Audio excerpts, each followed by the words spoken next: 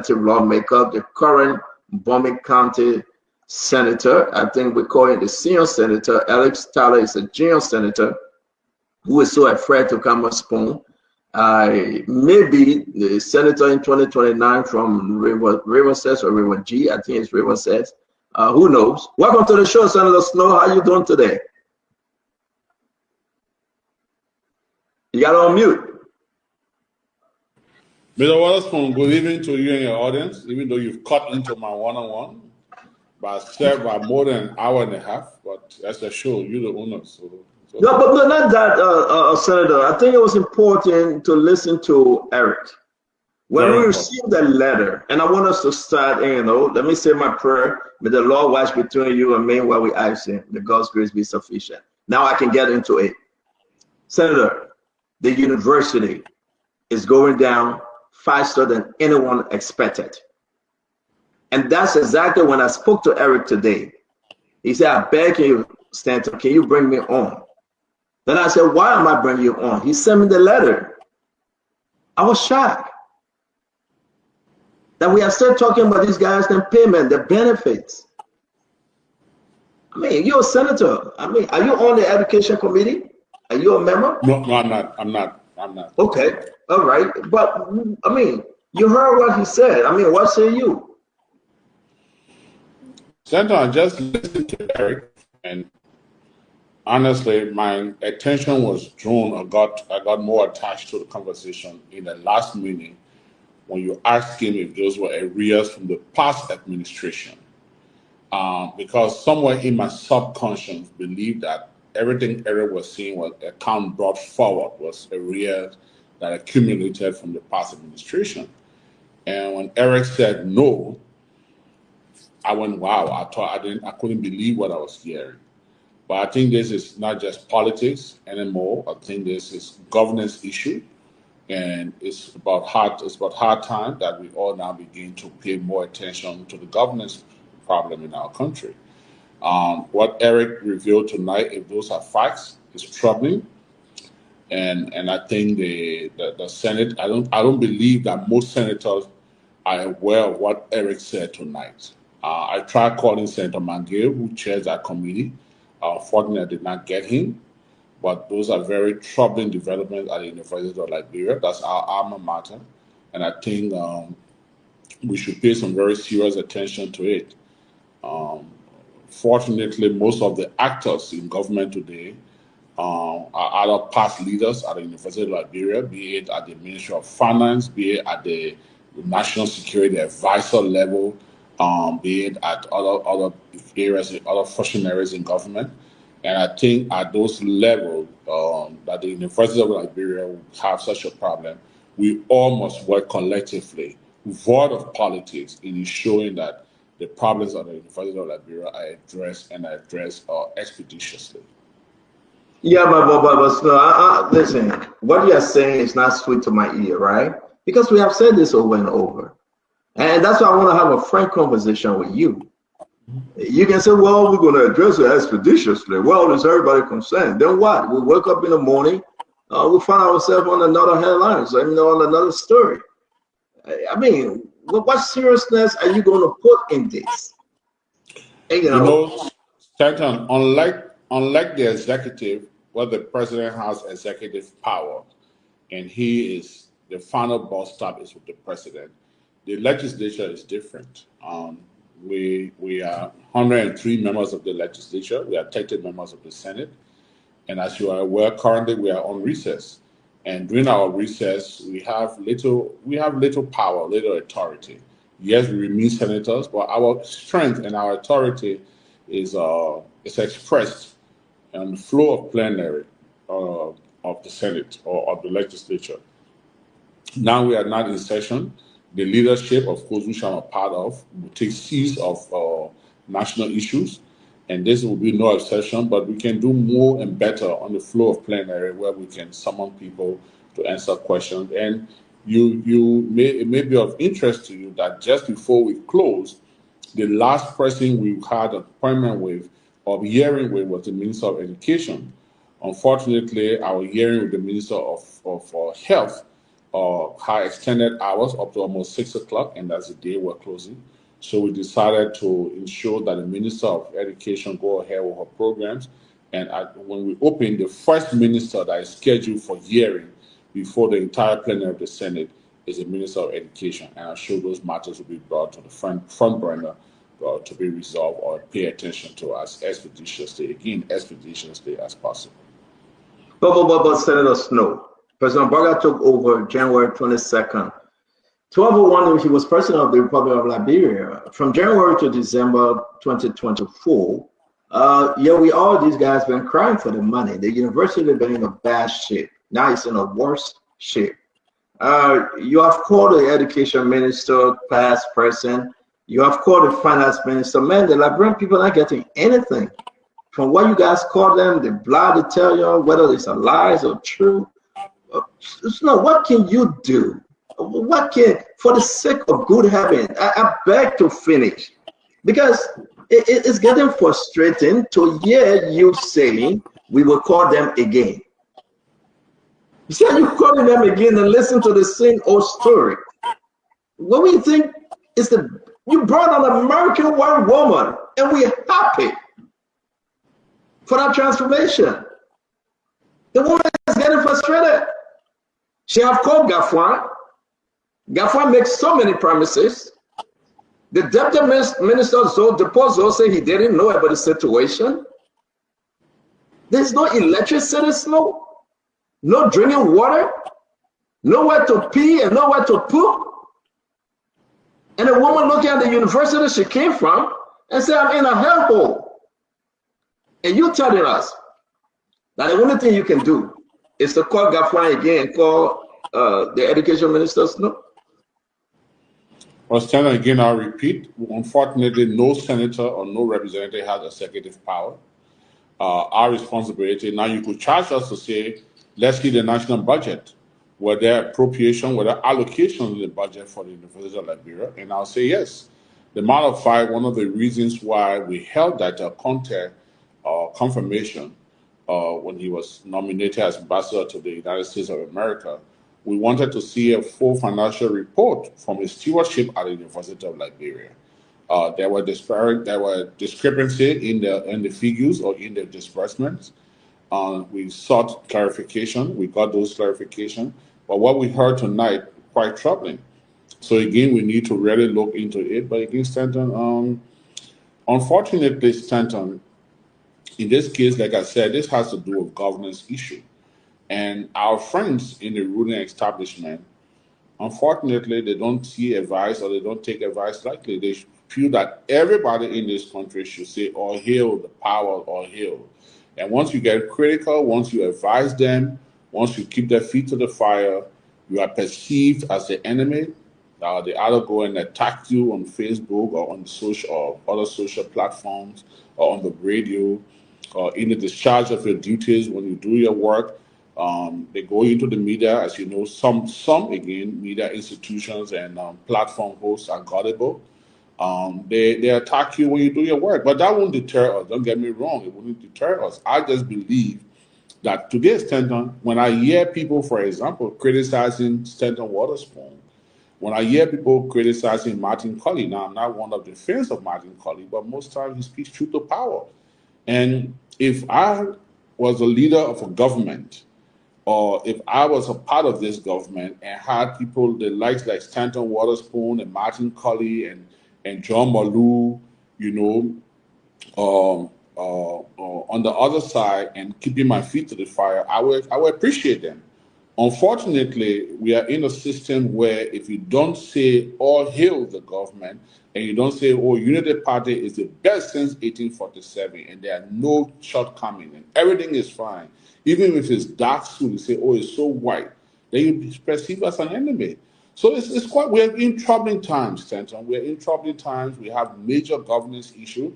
And until we can believe that this is about running the nation and it's not about partisan or patronage, you know, we're in crisis. We are in crisis, and the situation at the University of Liberia speaks to the crisis we are in.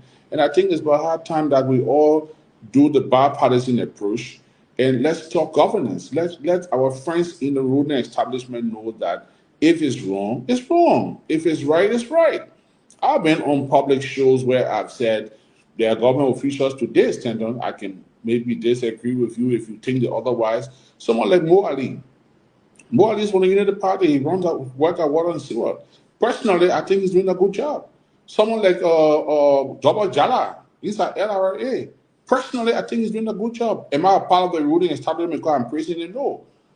But there are others that I don't think doing a good job. But once you say it, you're not seen as being critical. You're seen as being opposing to them because you're not. But slow.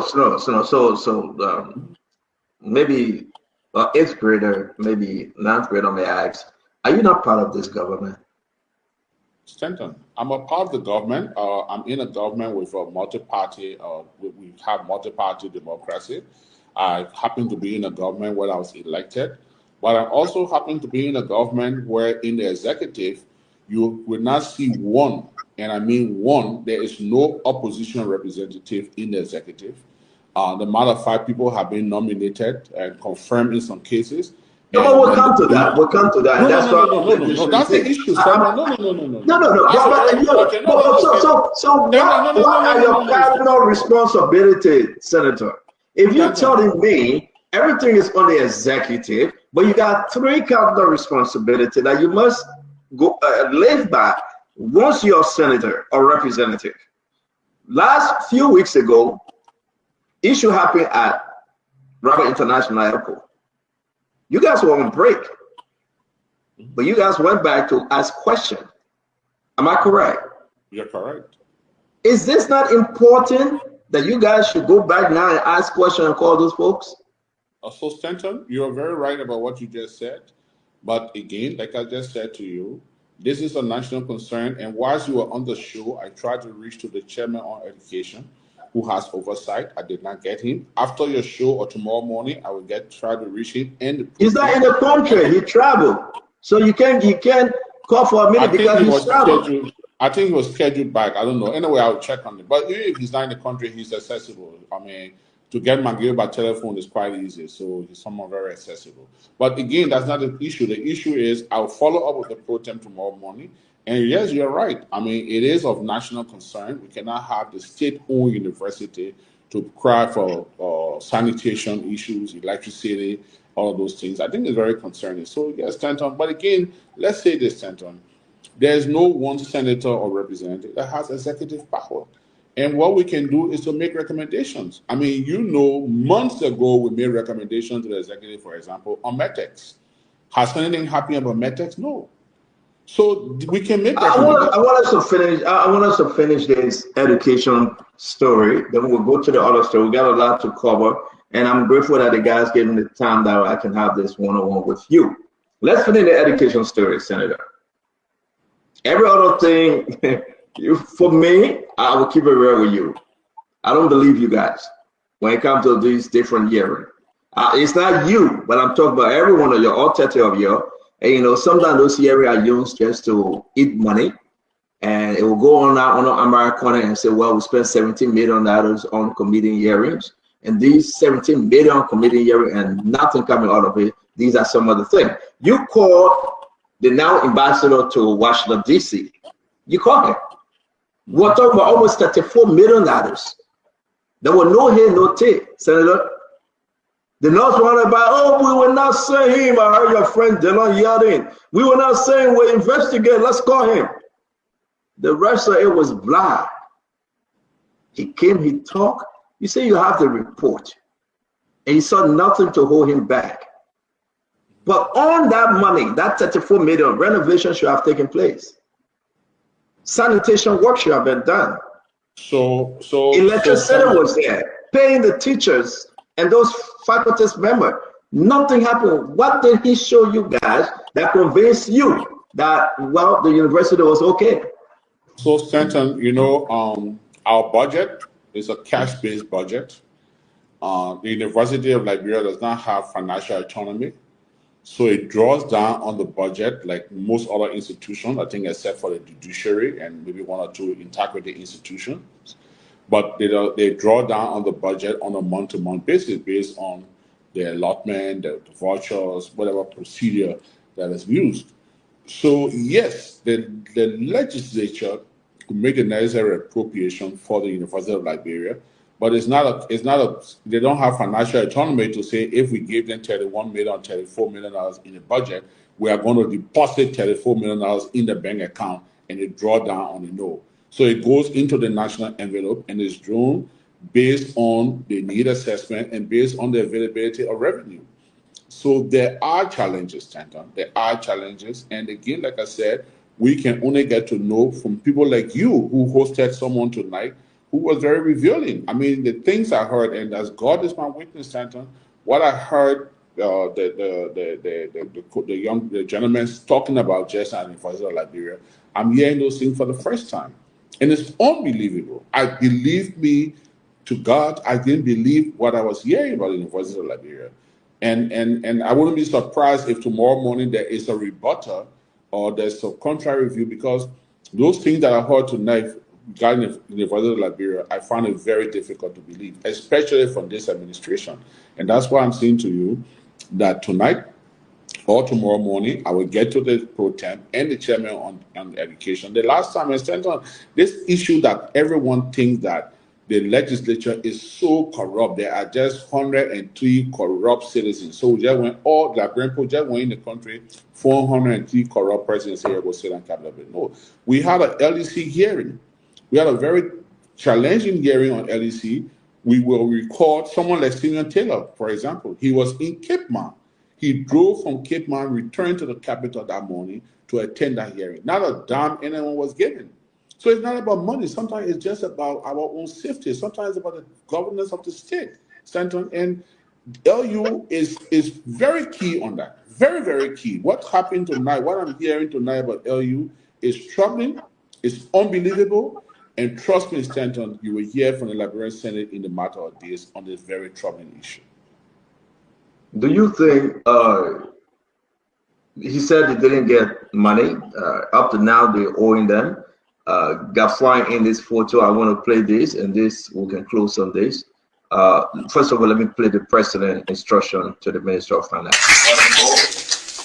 have instructed the Minister of Finance to address the outstanding faculty arrears. What will you make about the president instructing the Minister of Finance? And Gafwan said, well, the deputy saying, well, I didn't know. Gafwan is MIA after speaking to Mapayan, the UL president. And the situation is still, it is what it is today. It's still rough out there. What will you make about the president's instruction? I did not follow his instruction, or the government don't have money. Stella, I just said to you that, and I'm trying to do research here, but I just said to you that the budget is a cash-based budget. So in other countries, in advanced countries, maybe when the legislature, the Senate, or the Parliament, or the Congress pass the budget, is funded, and that money goes into government account, and then it's drawn down from it. In our case, it's drawn down based on collection. So I can tell you from what I have as member of the Public Accounts Committee, we've not been able to reach our revenue targets in the last few months. Yes, there's an issue of USAID. Yes, there's an issue of taxes not being paid. Yes, there are issue of lapses in the system that we need to look at.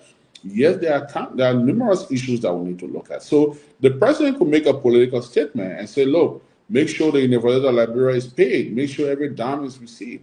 But Gafwan will only be able to do that based on revenue collection and meeting priorities.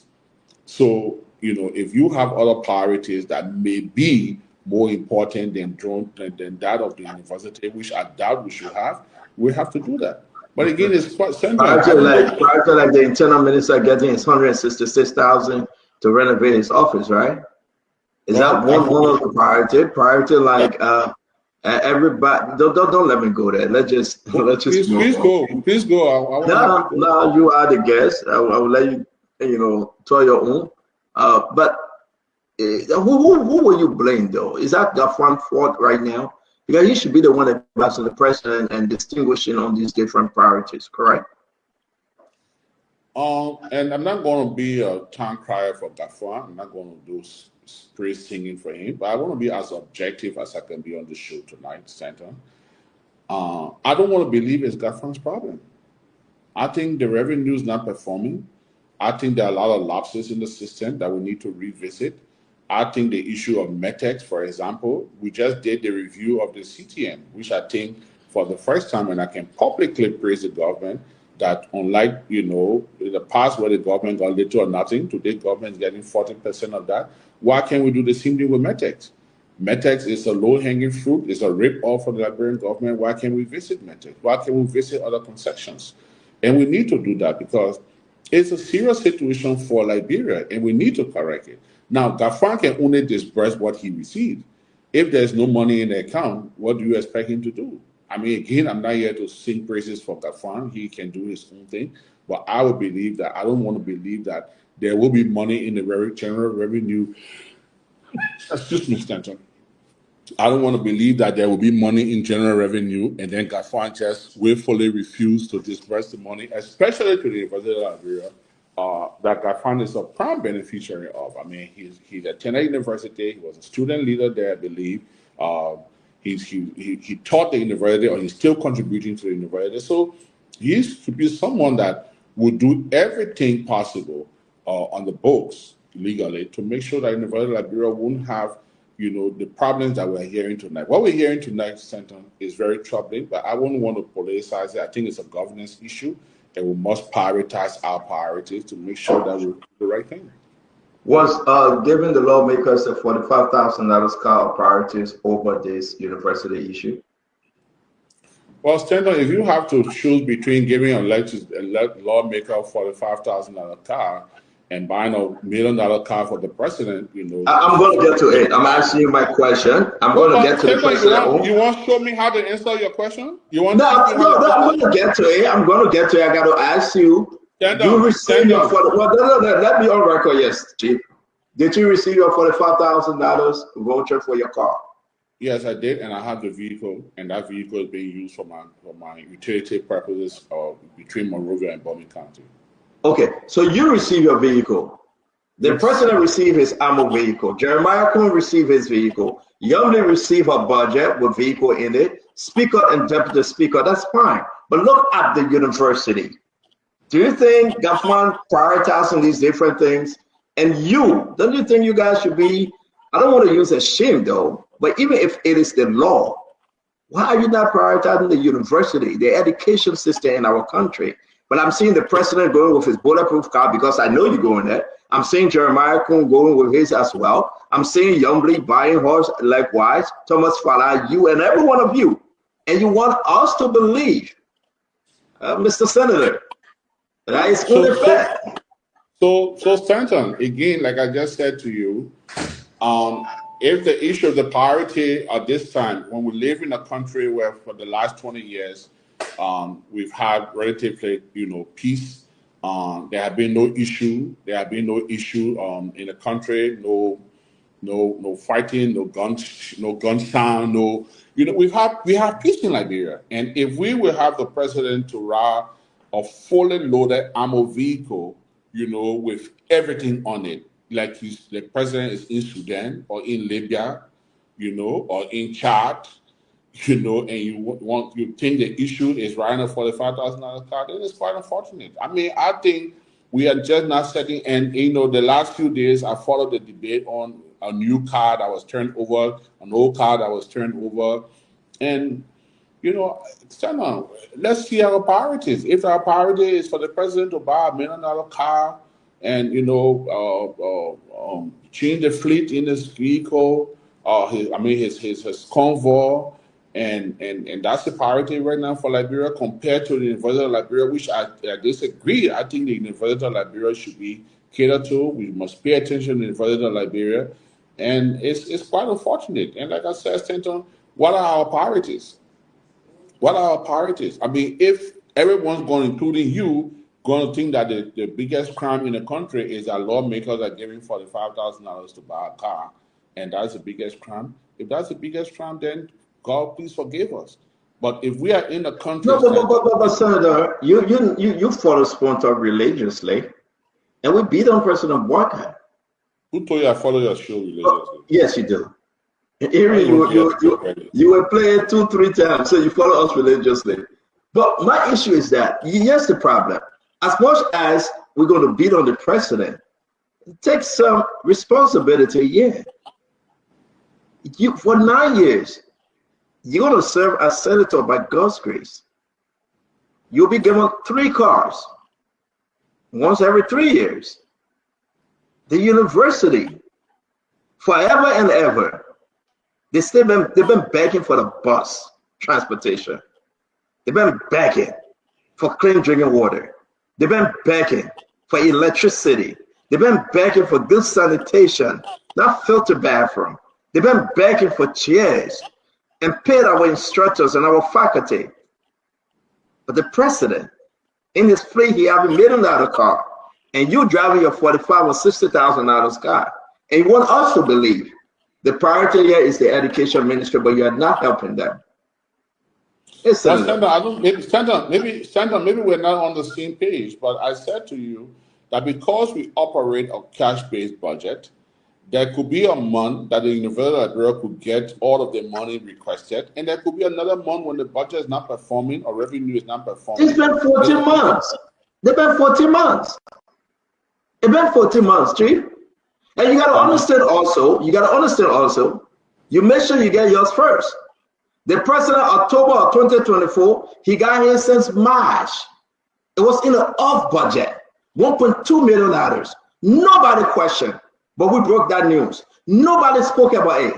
Senator Snowe, your mission in everything in Liberia, you, Delon, Youngly, Besonga, Miguel, James Banning, Abache, and every one of you, Prince Moyi, you must eat first before any Liberian eat or benefit. Do you think it's right? In all of this life? Stanton, the matter of fact, I can say to you today that the monies in question for those vehicles were paid more than 6 months after the passage of the budget. So it was not first. It wasn't a priority. All right. Was it paid? Yes. Was it on the front burner? No. It was paid more than 6 months, and I stand corrected on the public platform like this. So it wasn't like that was the first order of business in the budget. No, there wasn't the first order of business. Are things okay in the country center? No, we have governance issue. There's no perfect fix. I'm just saying to you is that we are having problems. We are having challenges with the revenue collection. We are having problems with the budget performance. But again, we need to address the issue of the University of Liberia, which I think is very paramount. What I heard tonight, Stanton, I am troubled. I don't feel good that the University of Liberia is going through such a dilemma at this time, and when we should be prioritizing education.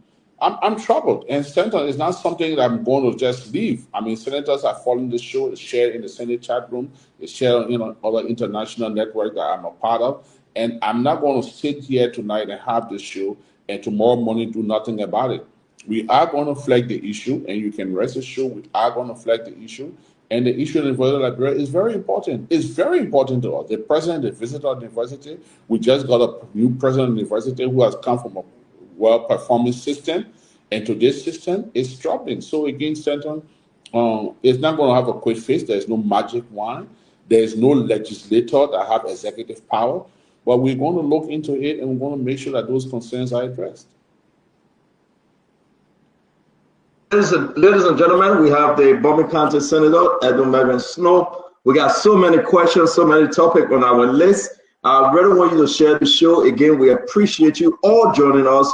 Maybe we're squeezing your question. If you can post your question, I'll be happy to ask the Senator. I really want to say thank you very much for joining us today, the last day of April 2025. I'm so happy to have Bowman County Senior Senator Edwin Melvin Snowe. I hope the Junior Senator Alex, say that? Is it today's the last day of April? This is April 9, 2025. Oh, I thought you said the last day of April. No, who am I to say that? But again, let me say this to you. Welcome to the show. You want us to get into all this concession. I'd like to start with you with CTN. So we have said enough about the education ministry and that of the University of Liberia.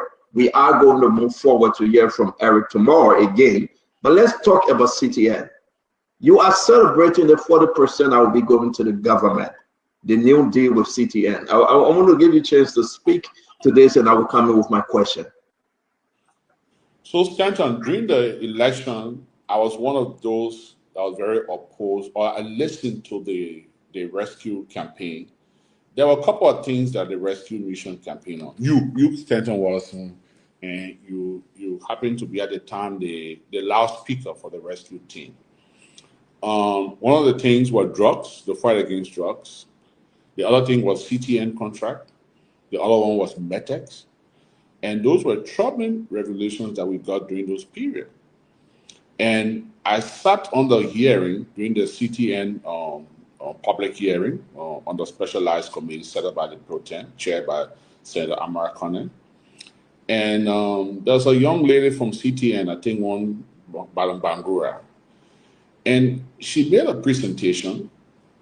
And at that presentation, I got a fair understanding of the functions of CTN. What happened at that presentation? For example, the then Minister of Commerce was trying to get CTN cancer incorporated on a Metex so that Metex would do the work of both CTN and Metex.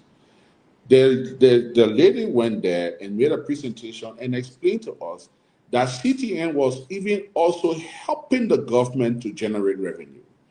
From the work that they were doing, they were inspecting, they were tracking containers, they knew the content of the items on the container, the price value of those things, people were honor declaring, and a lot of things were revealed to us during that hearing. After that hearing, I got convinced that in addition to the marine nature, to the security nature, it was also a good venture for our own economy.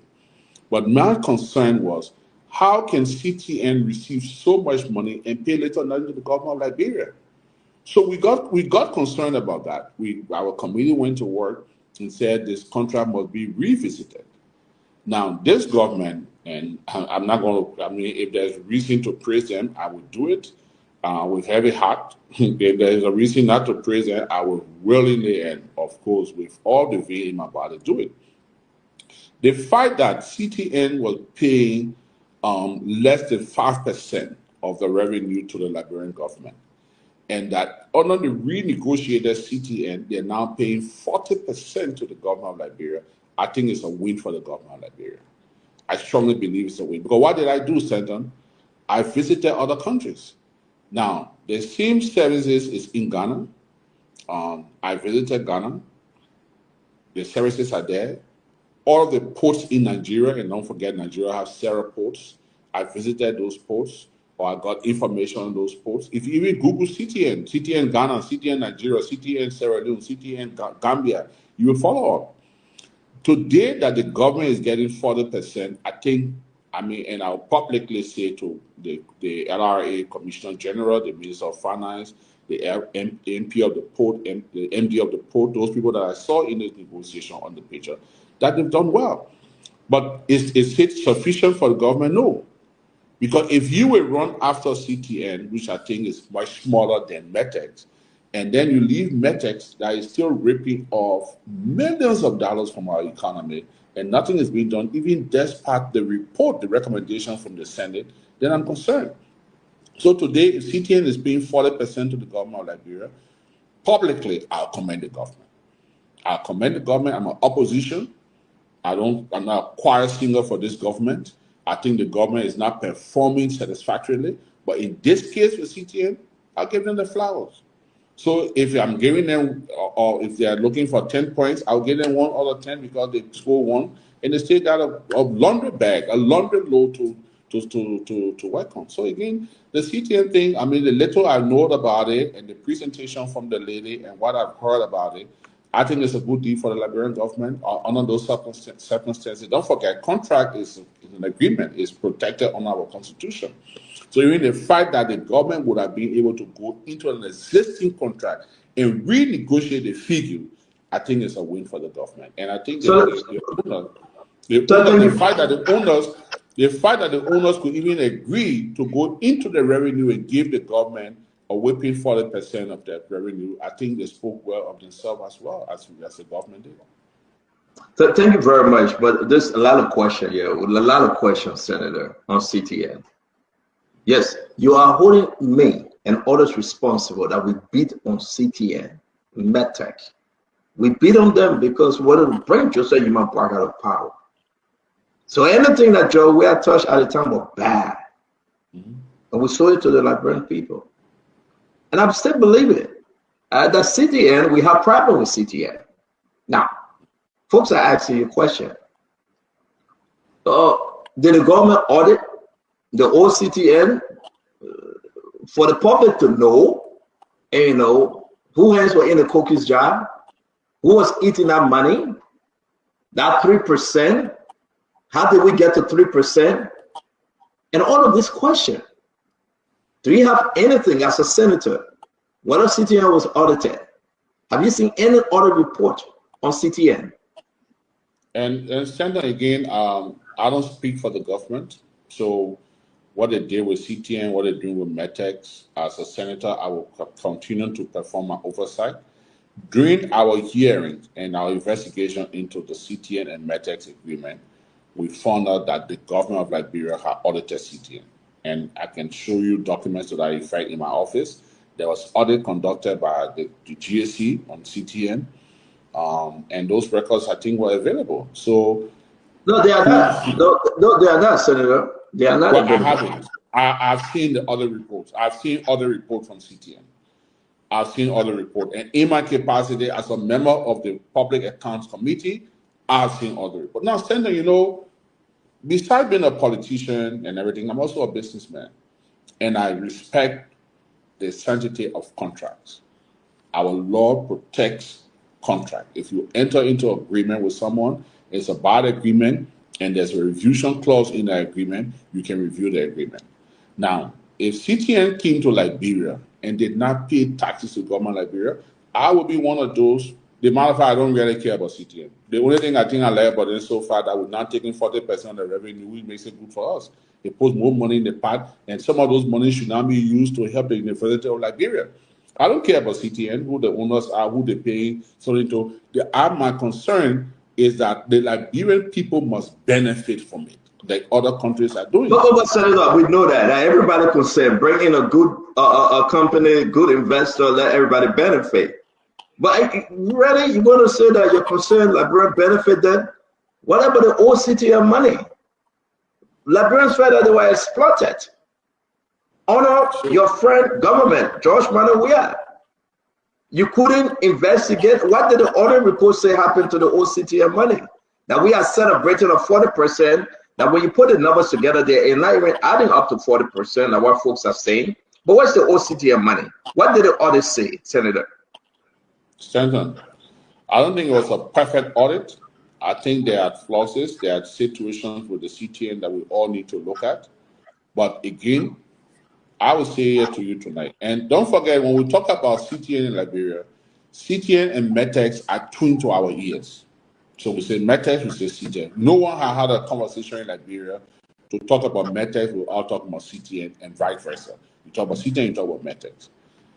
Is a glass with CTN empty or half full? I would say it's a glass half full. The fact that we've dipped into the revenue stream, we are now collecting 40%. Now, the devil is in the details, you could be right. But I'm not going to come here and criticize everything about the government come opposition. No. If I believe that you were taking 3%, and if my friend, George, we are... But I understand, but where is that money? Can we follow the money, Senator? Senator, I beg to interrupt you for my audience and our audience to understand. Where is that first money? We walked into an agreement, and I heard that that's a good company. Fine. I heard that. I don't know how good. I've never tried them. But where is that first money? Because we came to the Liberian people, and we said that CTN was a bad company. That CTN was giving 3%. We couldn't put our hands on the 3%. Who did they give the 3% to? Can we hold them responsible at some point? That you came to do business in our country and you did a bad business? I understand the lady went to the Senate in her hearing. She performed absolutely well. But that's talk. Where is the Liberian people, 3% who took that money? Can we go after those responsible? And Senator, you were senator all those years. I mean, what are you telling us? Stanton, you know, in 2005, 2006, when I became Speaker of the House of Representatives, Madam Salif felt that my stewardship at LPRC were questionable. And she took me to court. And I had to go to court to vindicate myself. I believe if this government is serious about doing it, they can audit the contract. They can say, look, those that negotiated the first deal with CTN and gave the government under 3% was a bad deal. But is it criminal? Is it criminal that they enter a deal? I would say it was a bad deal. I think that CTN deal was a bad deal. And if you were to put George Weah today on the ballot and put Joseph Boakai on the ballot, I would vote for George Weah. He's my friend. But I can say to you that that arrangement on George Weah with CTN was a bad arrangement. This renegotiated the agreement on Boakai is a better arrangement. The fact that the government is getting more, but the contract is still, it's a legitimate contract. We have a contract. Now, do you want to go and cancel a contract and have litigations, go to court, or you can revisit the contract and get more? What do you think is okay for the people of Bowman? What do you think is okay for the people of Bowman County, your county, to get 40% and CTN walking away with 60%? Why? Stanton, you know, one of the presidents I see in Liberia that is very rich and is doing a business out of public service and is doing well with it is you. You run this show. I've been on Spoon more than 100 times. You never asked me for $1 before. It's a free show. Anybody want to talk politics, come here and talk. But is CNN doing the same thing? You can go on CNN and talk for 10 seconds without paying, you pay. So if you feel that your deal, you want to do it free and the next man want to pay for it, they'll pay for it. So what am I trying to say? I'm trying to say that my friend government negotiated a bad deal with CTN. And this government made a better deal by getting 40% that comes to the revenue. It goes to the general revenue. Would the government ask for the 60 and give CTN the 40? Well, they have a business deal. If it's a business, and I don't speak for the government, I don't speak for CTN. I met before the lady. Like I said, she went before the Senate, and I think she did a brilliant presentation. She seems to be a smart person, knowledgeable. If she gave a business plan to the government, and she was paying 3%, and now she's giving 40%, if the government would deal with her and push her to even take 80% and get her 20%, I'll be happy. Any more revenue that comes to the government of Liberia, I will celebrate that because that's what I want. Now, what of her business plan? What did she present to the government? I was in part of the negotiation. I don't need to know the detail of the negotiation. What I need to know, what legitimate can we get? If we look at, for example, Stanton, our revenues, Bean Mountain, Metex, Western Cluster, they're paying 3% or less to the government of Liberia with incentives, getting tax-free, getting everything. So we need to revisit our revenue incentive law. And I'm a senator, I'm not going to vindicate myself. We all need to do it. We need to sit down the same way we have the balls to grab CTN and make sure they gave us 40%. We should have the same balls to go to Metex and get more from Metex. We should have the same balls to go to. Do you think we need CTN? Do you think we need CTN in Liberia? CTN is needed in every country. I mean, while I'm on the air with you, yes, you need it. Okay, real quick, let me move on because we got to leave this CTN. We got a lot to discuss. It's very important now. What are we hearing, whether it is true? You've been around your best friend, like you call him, the former president, Boakai, George Weah. We are, let's just understand this though. We are hearing, is it true that Senator Bill Twile brother, Peter Twile, works for CTN? Stand on. As God is my witness, sitting on this platform, if I tell you I know one staff at CTN, never respect me anymore. I don't know who works CTN. It's not my business who work there, who doesn't work there. If Bill Twile brother work there, if he's qualified, if he's a Liberian or if he's a prime, who investigate. God Fisher got to find out on Stand Up to know who went where. Is it true that through bid to our brother, here comes President George Manneh, we have to receive his own benefit from CTN? That he's a shareholder in CTN? Through, by way of bid to our brother, yes. I wouldn't know. I think we should investigate. As a country, we should investigate. And Stanton, look, you know why I got close to you, Stanton? Let me tell you the truth tonight. Maybe I haven't said it to you. Nobody in this country no public show had dealt with me negatively like your show. This point. You dragged me in the mud with Western Cluster. Most of the things you said, almost everything was a lie. But guess what? When you felt in trouble, and those very people that sat with you, ate with you, drank with you, were celebrating your trouble, I felt that it wasn't fair to you. What am I trying to say, Stanton? In this country, we can lie, Stanton. Stanton, we can lie on each other. Now, if George Weah is shareholder in CTN, bring the document, let's investigate the document. If it's true, he's not so be shareholder in it. We take the share away from CTN. I would be the first person to champion that. I'll be the first person. Stand on. It's easy to line up. And I got to George Weah, I'm using some of my money. He's my friend, but he don't share money with me. I don't share mine with him either. If he's a shareholder in CTN and we can give the document to show that he's shareholder, why not? Let's look at it. But are you also aware that people are claiming that Jojo Boakai and Jake Karakoli are shareholders in CTN? So how much shareholders CTN got? No, but listen, what you said make a lot of sense. But I heard that Peter Twawe, the brother of Beth Twawe, Senator of River says, I think the River says yes. He's the front man when it comes to the CDC government on CTN. So I really wanted you. But do you know Bill Twawe? Have you heard that name? Is there anyone out there that call not Bill Twawe, Peter Twawe? Is there anyone out there that call Peter Twawe? Bill Twawe, and I have connections in many ways. He's my colleague in the Senate. He comes from Riverside, where I also come from. He's my neighbor. I'm sitting now on your show. I'm looking through my window. I'm looking at Bill Twawe's house. He's next door to me. We are very close. Which one of the house you in? Yeah, that be my official residence. Oh, your own house. Okay. How many houses you know? You better talk crap on the show. In my own house that I've owned for more than 23 years. Okay, let's make progress. As well as I know Bill Twawe. I've known Bill Twawe from the time he entered the legislature, and today in the Senate, if I were to count 3 senators that I'm close to, Bill Twawe will be one of those 3. But I don't know his brother. If you brought 2 gentlemen here and show me who is Peter Twawe, tell me who is Peter Twawe, I don't know Peter Twawe. I've never met him. I don't know him. I don't know anything about who is Peter Twawe.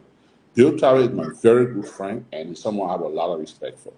Now, let's go back to whoever Peter Twawe is. Is Peter Twawe, if and only if he works for CTN, is there a crime?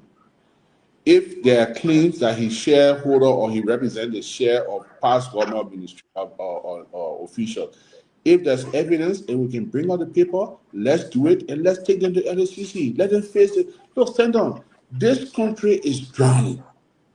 I work in the West African region. I go to other countries. I was just in Gambia yesterday. You travel in this region. I was in Sierra Leone. You see development going on in other countries. And you come to Liberia, by the time you cross Broad Street, you give 4-wheel drive vehicle. You think I feel good about my country? I want revenue to come to this country center. Say whatever you want to say. There is no country in the world that I love more than I love Liberia. So if there are lapses in our system, if there are loopholes, if there are flaws in the system, that's correct. If people are getting money that's owned by the government of Liberia that should come to the government, that somebody told me, I'm on your show right now, somebody just sent me a text. Say McCarthy, I think Bernard McCarthy is shareholder getting the government share in Metex. Should I believe it? Get a text. Somebody just sent me text. You talk about Walter McCarthy, not Ben. Walter McCarthy. They just sent me text that Walter McCarthy is representing the ruling party or the president's interest in Metex. Should I believe that? Or is it a text? So everybody will accuse people in this country center. You who here center, what is it about you? You fell with Jubilee Party government because you want to import rights, they deny you. That true? Answer me to know on the show. That's true. That's true. And that won't bring all the rest of the world. No. Yeah. They say, let me call the next one. They say you also vet because you wanted that Regis to be president of LU and Joseph Boakai told you no, so you vet. That true? That's true. So let's move on. Thank you. Thanks for the clarification. At least I can say now, Stanton say that. You can say that true. Okay. Yeah. So let's make progress here. It is important for us. The reason why Peter Twawe name coming up, right? He's the brother when Bill was the MD at the port. We understand that the business came through. So it's not that working for. But I mean, listen. I was in the legislature. No, Senator, wait. I was in the legislature when CTN came through. I was one of those that were opposing CTN. We even had a meeting with the Chamber of Commerce with Nadi B. David. If you listen tonight, Karen's master question, Akara's great. When Akara's come for the post analysis, ask him, you know who was the managing director at the time? Cecilia Coffee Brown. Because we invited her. When this CTN business came to Liberia, Cecilia Coffee Brown was the managing director of the port because she was invited at the legislature. When Akara's great come back on the show tonight, ask him. I remember that very well. I mean, Bill Twawe, is he not Liberian? His brother works somewhere, is it a crime? I mean, I don't understand this country standard. Now, if he has a criminal record, or you can prove that. No, but here's the point. We got to move on here. We got a lot to cover. Here's the point about Peter Twawe. Peter Twawe, the allegation and accusation that he was a conduit for the CDC government, that they can receive the share from whosoever that owns CTN. And those are the allegations folks are making. It doesn't mean that he cannot work. CTN will hire Liberia. Yes, sir. I'll tell you something about this country.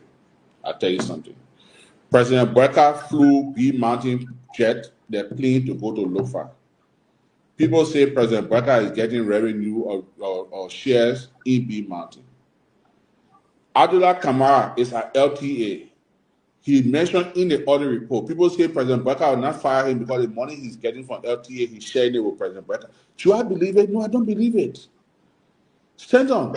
If someone brings me a document today and say Mr. Peter Twawe is representing the interest of the CDC government in CTN, believe me, Stanton, I will be the first person on your show to ask for the prosecution. And record this and keep it. If someone brings me share today, that it gets shared, whether it's CTN, whether it's Metex, whether it's LTA, whether it's wherever it is, and you bring me evidence, I will call for their prosecution. But because a Liberian works somewhere and he's not associated with CDC, so he should not get jobs, should be deprived of his liberty or his right to live. Senator, should the government, what you have as audit report on CTN, can you guys reveal those reports? Let the Liberian people know what their money went on those 6 years of George Banawea.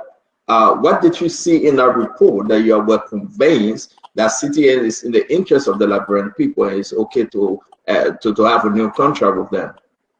Stanton, what I saw in the other report, and I won't remember everything offhand, is reported that CTN owed the government of Liberia. I don't know how much money they owe the government some money, the government of Liberia some money. And I will be advocating, along with other senators, that they should pay the government the money they owe the government. They owe the government, should pay the government. That's why I said okay, so and that's why we're going. They owe the government, and the government said, well, you owe us, let's go into a new contract with you. Of course, we shouldn't have even gone into a contract with them because we have an existing contract that is not yet expired. That's the point I just made. That's the point I just made. So because they even agree in the government, and again, credit to the government, you cannot, I say not praising your government, I think it's easy for me, but I have to be honest, I have to be objective. Credit to the government that they were able to renegotiate this contract from 3% to 40%. No, it's not my question. I think you getting this question. Also credit to CTN that they had an existing contract and they were magnanimous to review the Senator, 37% more than what they were paying the previous. Not because you're giving the government credit. The only reason I can look in your two eyes and tell you that you're giving this government credit is because you want to put the government in a position where you met the CDC government with the CTN. So I don't trust your credit you're giving the government, to be frank. Here we are today. You had CTN on the book, they're owing the Liberian government money, millions of dollars. They didn't pay. And you want to give the government credit to have a new contract with them, Senator? Couldn't you fight? Couldn't you advocate that? Give us the money first, and let's talk about another contract. Stand on. One of the biggest companies in Liberia is Metex. Are you aware of Metex or the government Liberia? They owe the government. So, Senator, when you run business and you're a businessman, when you run business where you do debit credit or you do or payments and whatnot, you will always have to reconcile your accounts. You always have to reconcile. Instead, I hate doing this because I'm sounding like I'm speaking for this government, which I'm not comfortable doing. You're pushing me to praise you. I got to praise you. But in every business administration or transaction, you will always owe taxes, or you will always owe. The government ability to reconcile the account and to get you to pay, whether it's by stipulation or down payment, makes the government, and people will credit or go. CTN, I think they were half 5 year or 10 years contract, something like that. So they're not running, it's not a briefcase company. They're not running away tomorrow morning. Okay? They will have to pay. They meet out the Western Clause of your beaming for in Liberia, and they owe the government Liberia money. And we say, when we come out, they weigh 14 million, we're going to take 14 million back. Well, waiting for a ticket because we help Bombay County, we carry more money in Bombay County. So people will always send on. Even me, you go to LRA now, owe money for taxes, I got to go pay my taxes this week. We all owe some kind of way, Senator.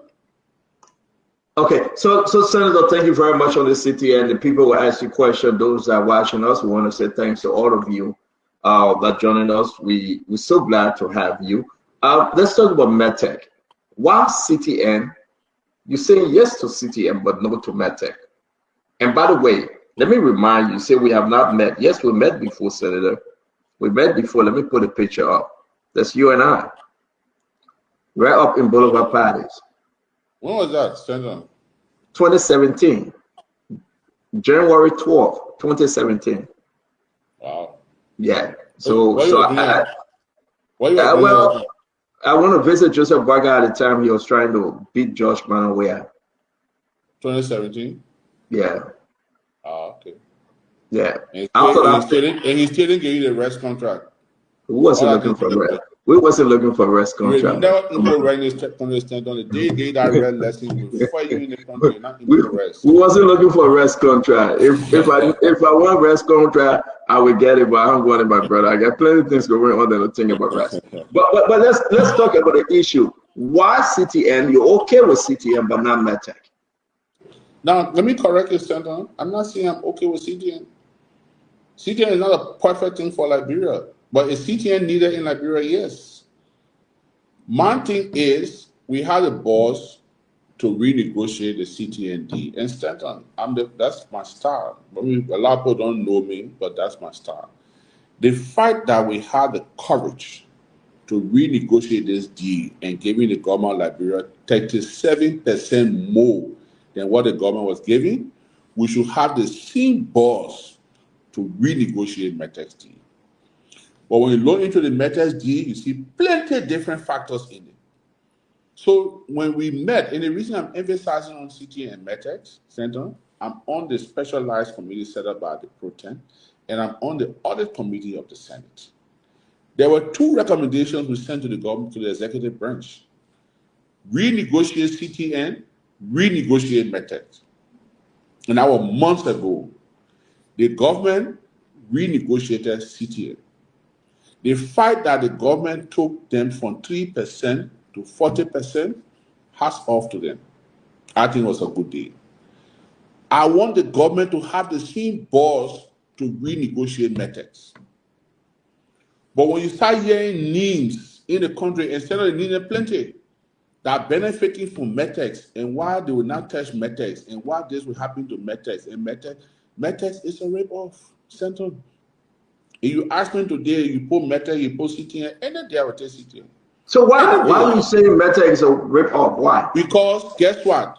When there was an injunction filed in against Metex, and Metex stopped the operation, and the operation reverted to the LRA, and LRA was performing it, LRA collected even more money than Metex collected. LRA. So Commissioner Samoa and his people, Montgomery there and LRA, Double Jala, that I have a lot of respect for. If Double Jala is given that right to take over the responsibility of Metex today, Metex, that revenue arm coming to Liberia government will bring more money to government. That's number one. So who's stopping the recommendation? Second thing, number two, when BIVA was in Liberia, BIVA did pre-inspection. BIVA had agents all over the world. If you want to shape your container, and you know it, but you shape a lot of things in Liberia, they will inspect your thing from the destination. Okay, from the port of departure or the city, the country, wherever you are, anywhere in the world. Meta is not doing that. Meta is doing destination inspection, collect or nothing, and making for nothing money here. Meta is an ATM in Liberia. It's free money Meta is making in this country, Satan. Free money.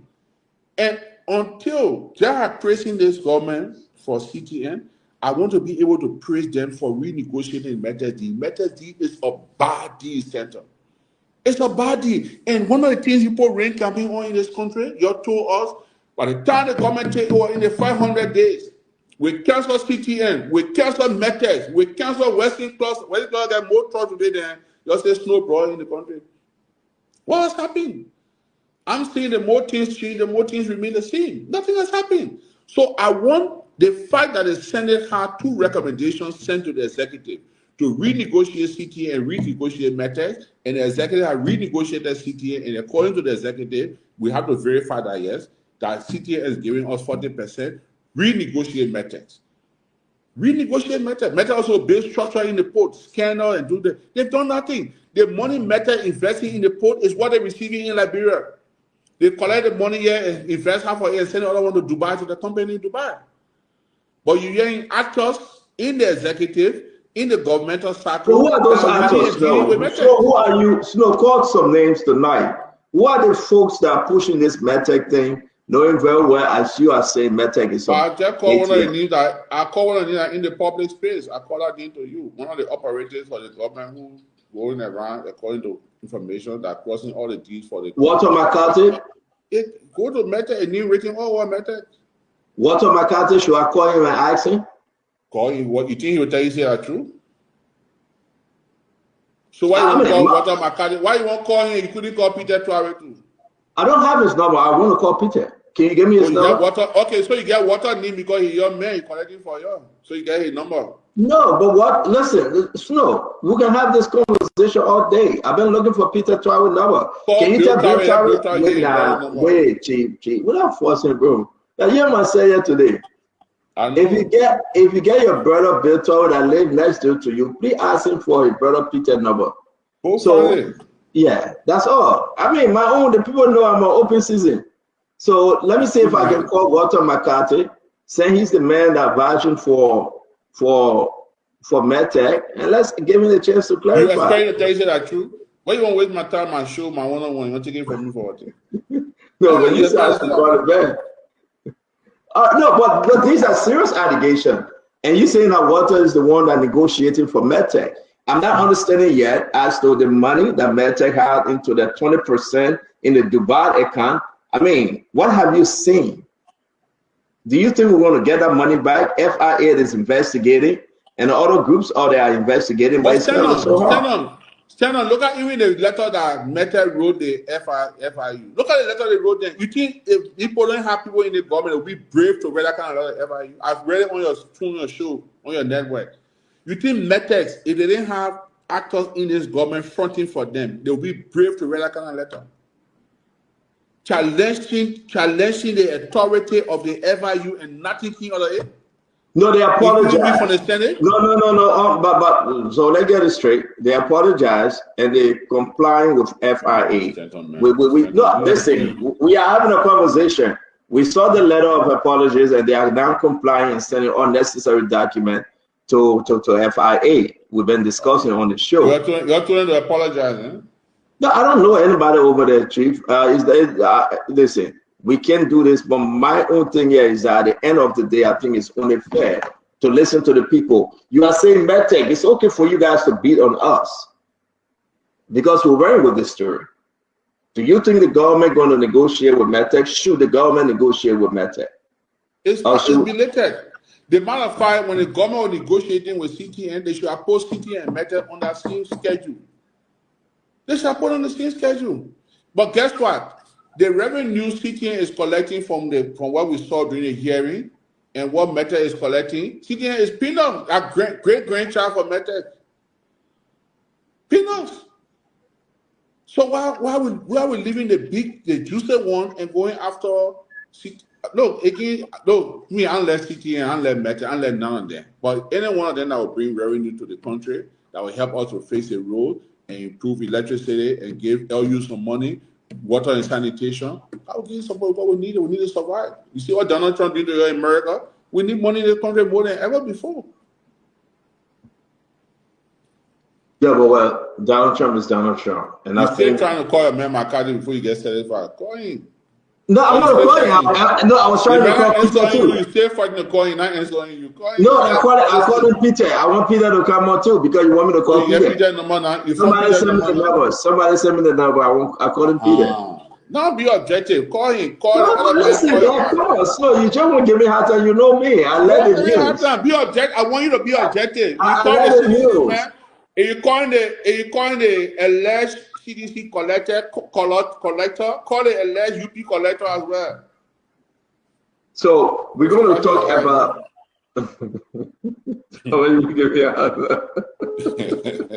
Sometimes it's hard to have a one-on-one with you, but we'll manage it tonight. We'll manage it tonight, Chief. Okay, so I'm trying to call Peter Twawe, and I think that's the number 030. If someone can confirm, 030 is in the number. I'm not calling the whole number. Please let me know whether this is his number. All right, so let's move on to the expectation for today. And this is the big one here, Senator. The issue that the Supreme Court, the information that came out yesterday on Spoon, on front page, and on other newspaper out there, that President Boakai placed a phone call to the Supreme Court members. Really? He did that? Now it's on the newspaper. So you mean he wasn't watching Spoon? No, I mean he's seen on the newspaper. I don't have links with the president's office to know who. Yeah, but it's been 24 hours. You heard that story, and you. I heard the story, but do I believe it? Is it true? That's another. Yeah, but that's what I'm asking you. You're a senator. What do you make of that information? Well, I've read. The matter of fact, we've had some conversations today as senators. In our official capacity, I listened to the radio. I listened to you last night. I listened to your entire show last night, and I think Paul Kennedy was excellent. Sam Jackson also made some points, and Jerome Verda, who I disagreed with the last time, I more like agreed with him last night. You know, he sounded converted last night. But again, Stanton, if it's true, and I will emphasize if it is true that the president called the Supreme Court and asked them to hold on to the case, there are two ways to look at it. On our Constitution, the president is also head of government. The Constitution also calls for coordination with the three branches of government. Now, if it is true he called the court, and according to what I heard from your station and other networks, that he wants to settle this problem as the president, I think it's a good initiative, but I think it's too late. Stanton, this problem had dragged us as a nation for more than 6 months. We've had 2 ECOWAS missions coming to Liberia, Stanton. And when I heard it last night, Stanton, I was broken. When I heard it on your news, because when the ECOWAS first team came here, I was accused, Stanton, that I have taken side and I brought ECOWAS to take my side. The Speaker of the ECOWAS Parliament, we pretty much had to beg the office of the president for the president to meet the Speaker.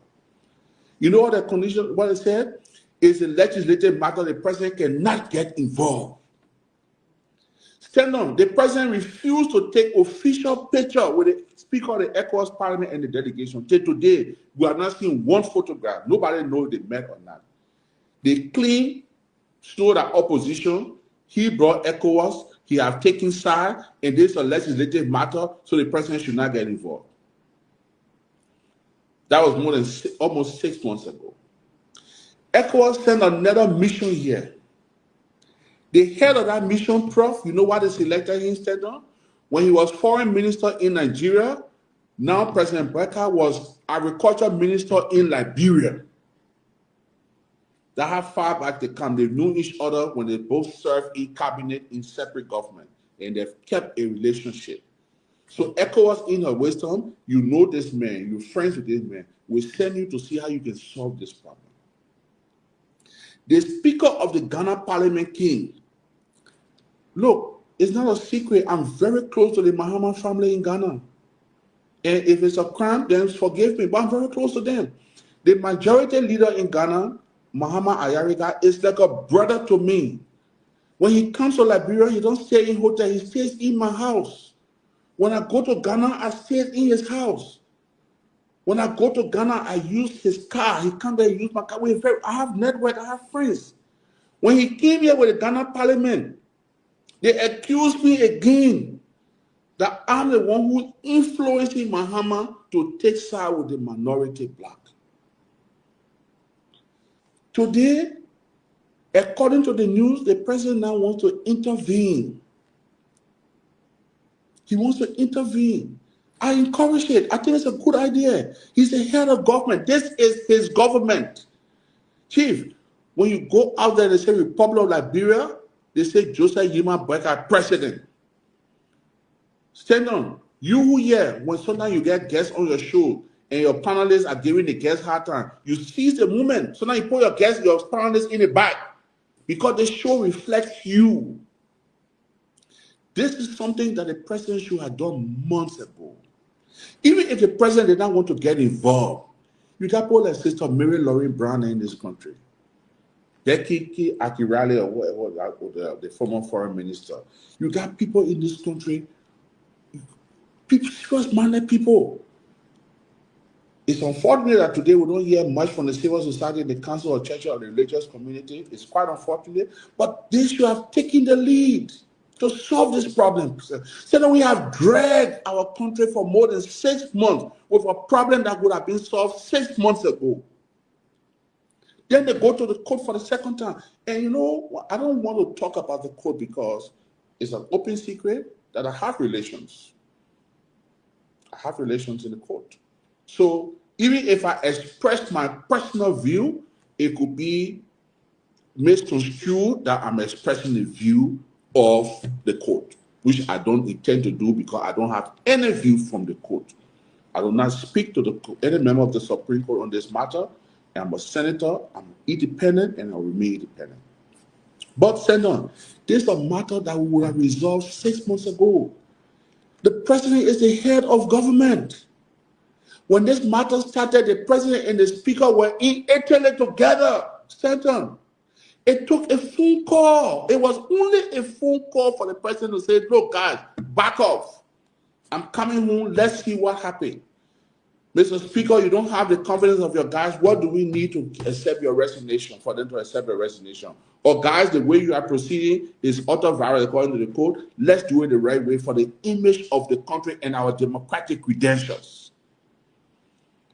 So now at the eve, and you know, like today, when everybody saw the news last night and today, people say the Supreme Court ruling today. Now it's speculative. The fact that the Supreme Court did not, and Gladys was one of those that said it last night.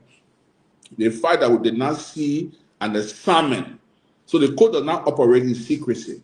The fact that there was no assignment from the Supreme Court that there was ruling today, we cannot take it that there was ruling scheduled for today. Because we got to do everything standard. The court is the final arbiter. The court is where you and I can go for our relief. If we draw the court into our politics, it doesn't help us. Excuse me. It doesn't help the ruling establishment. It doesn't help the opposition. I want to commend the president if it's true. And why I'm saying, not even if it's true, because what? I spoke to members from the majority black brigade. They confirmed that the president is intervening. I spoke to members of the minority black. They confirmed to me that the president is intervening. So we commend the president. But Mr. President, you are 6 months too late. You've dragged your government into something that would have been resolved 6 months ago. There were 2 ECOWAS missions to this country. Kevin Gongolo, a renowned and respected lawyer, when he put a view up, you beat him down. Everybody that spoke sense to power, everybody that quoted the Constitution, everybody that said let's do it the wrong way, you were perceived as enemy of the state. Everybody. You got the Deputy Minister of Information using the government platform to insult people in defense of the majority black. The Deputy Minister of Information using the government platform to defend what was happening at the legislature. You got the Senate to go in the pro-tem conference room to endorse majority black. Or could not even do in the plenary of the Senate.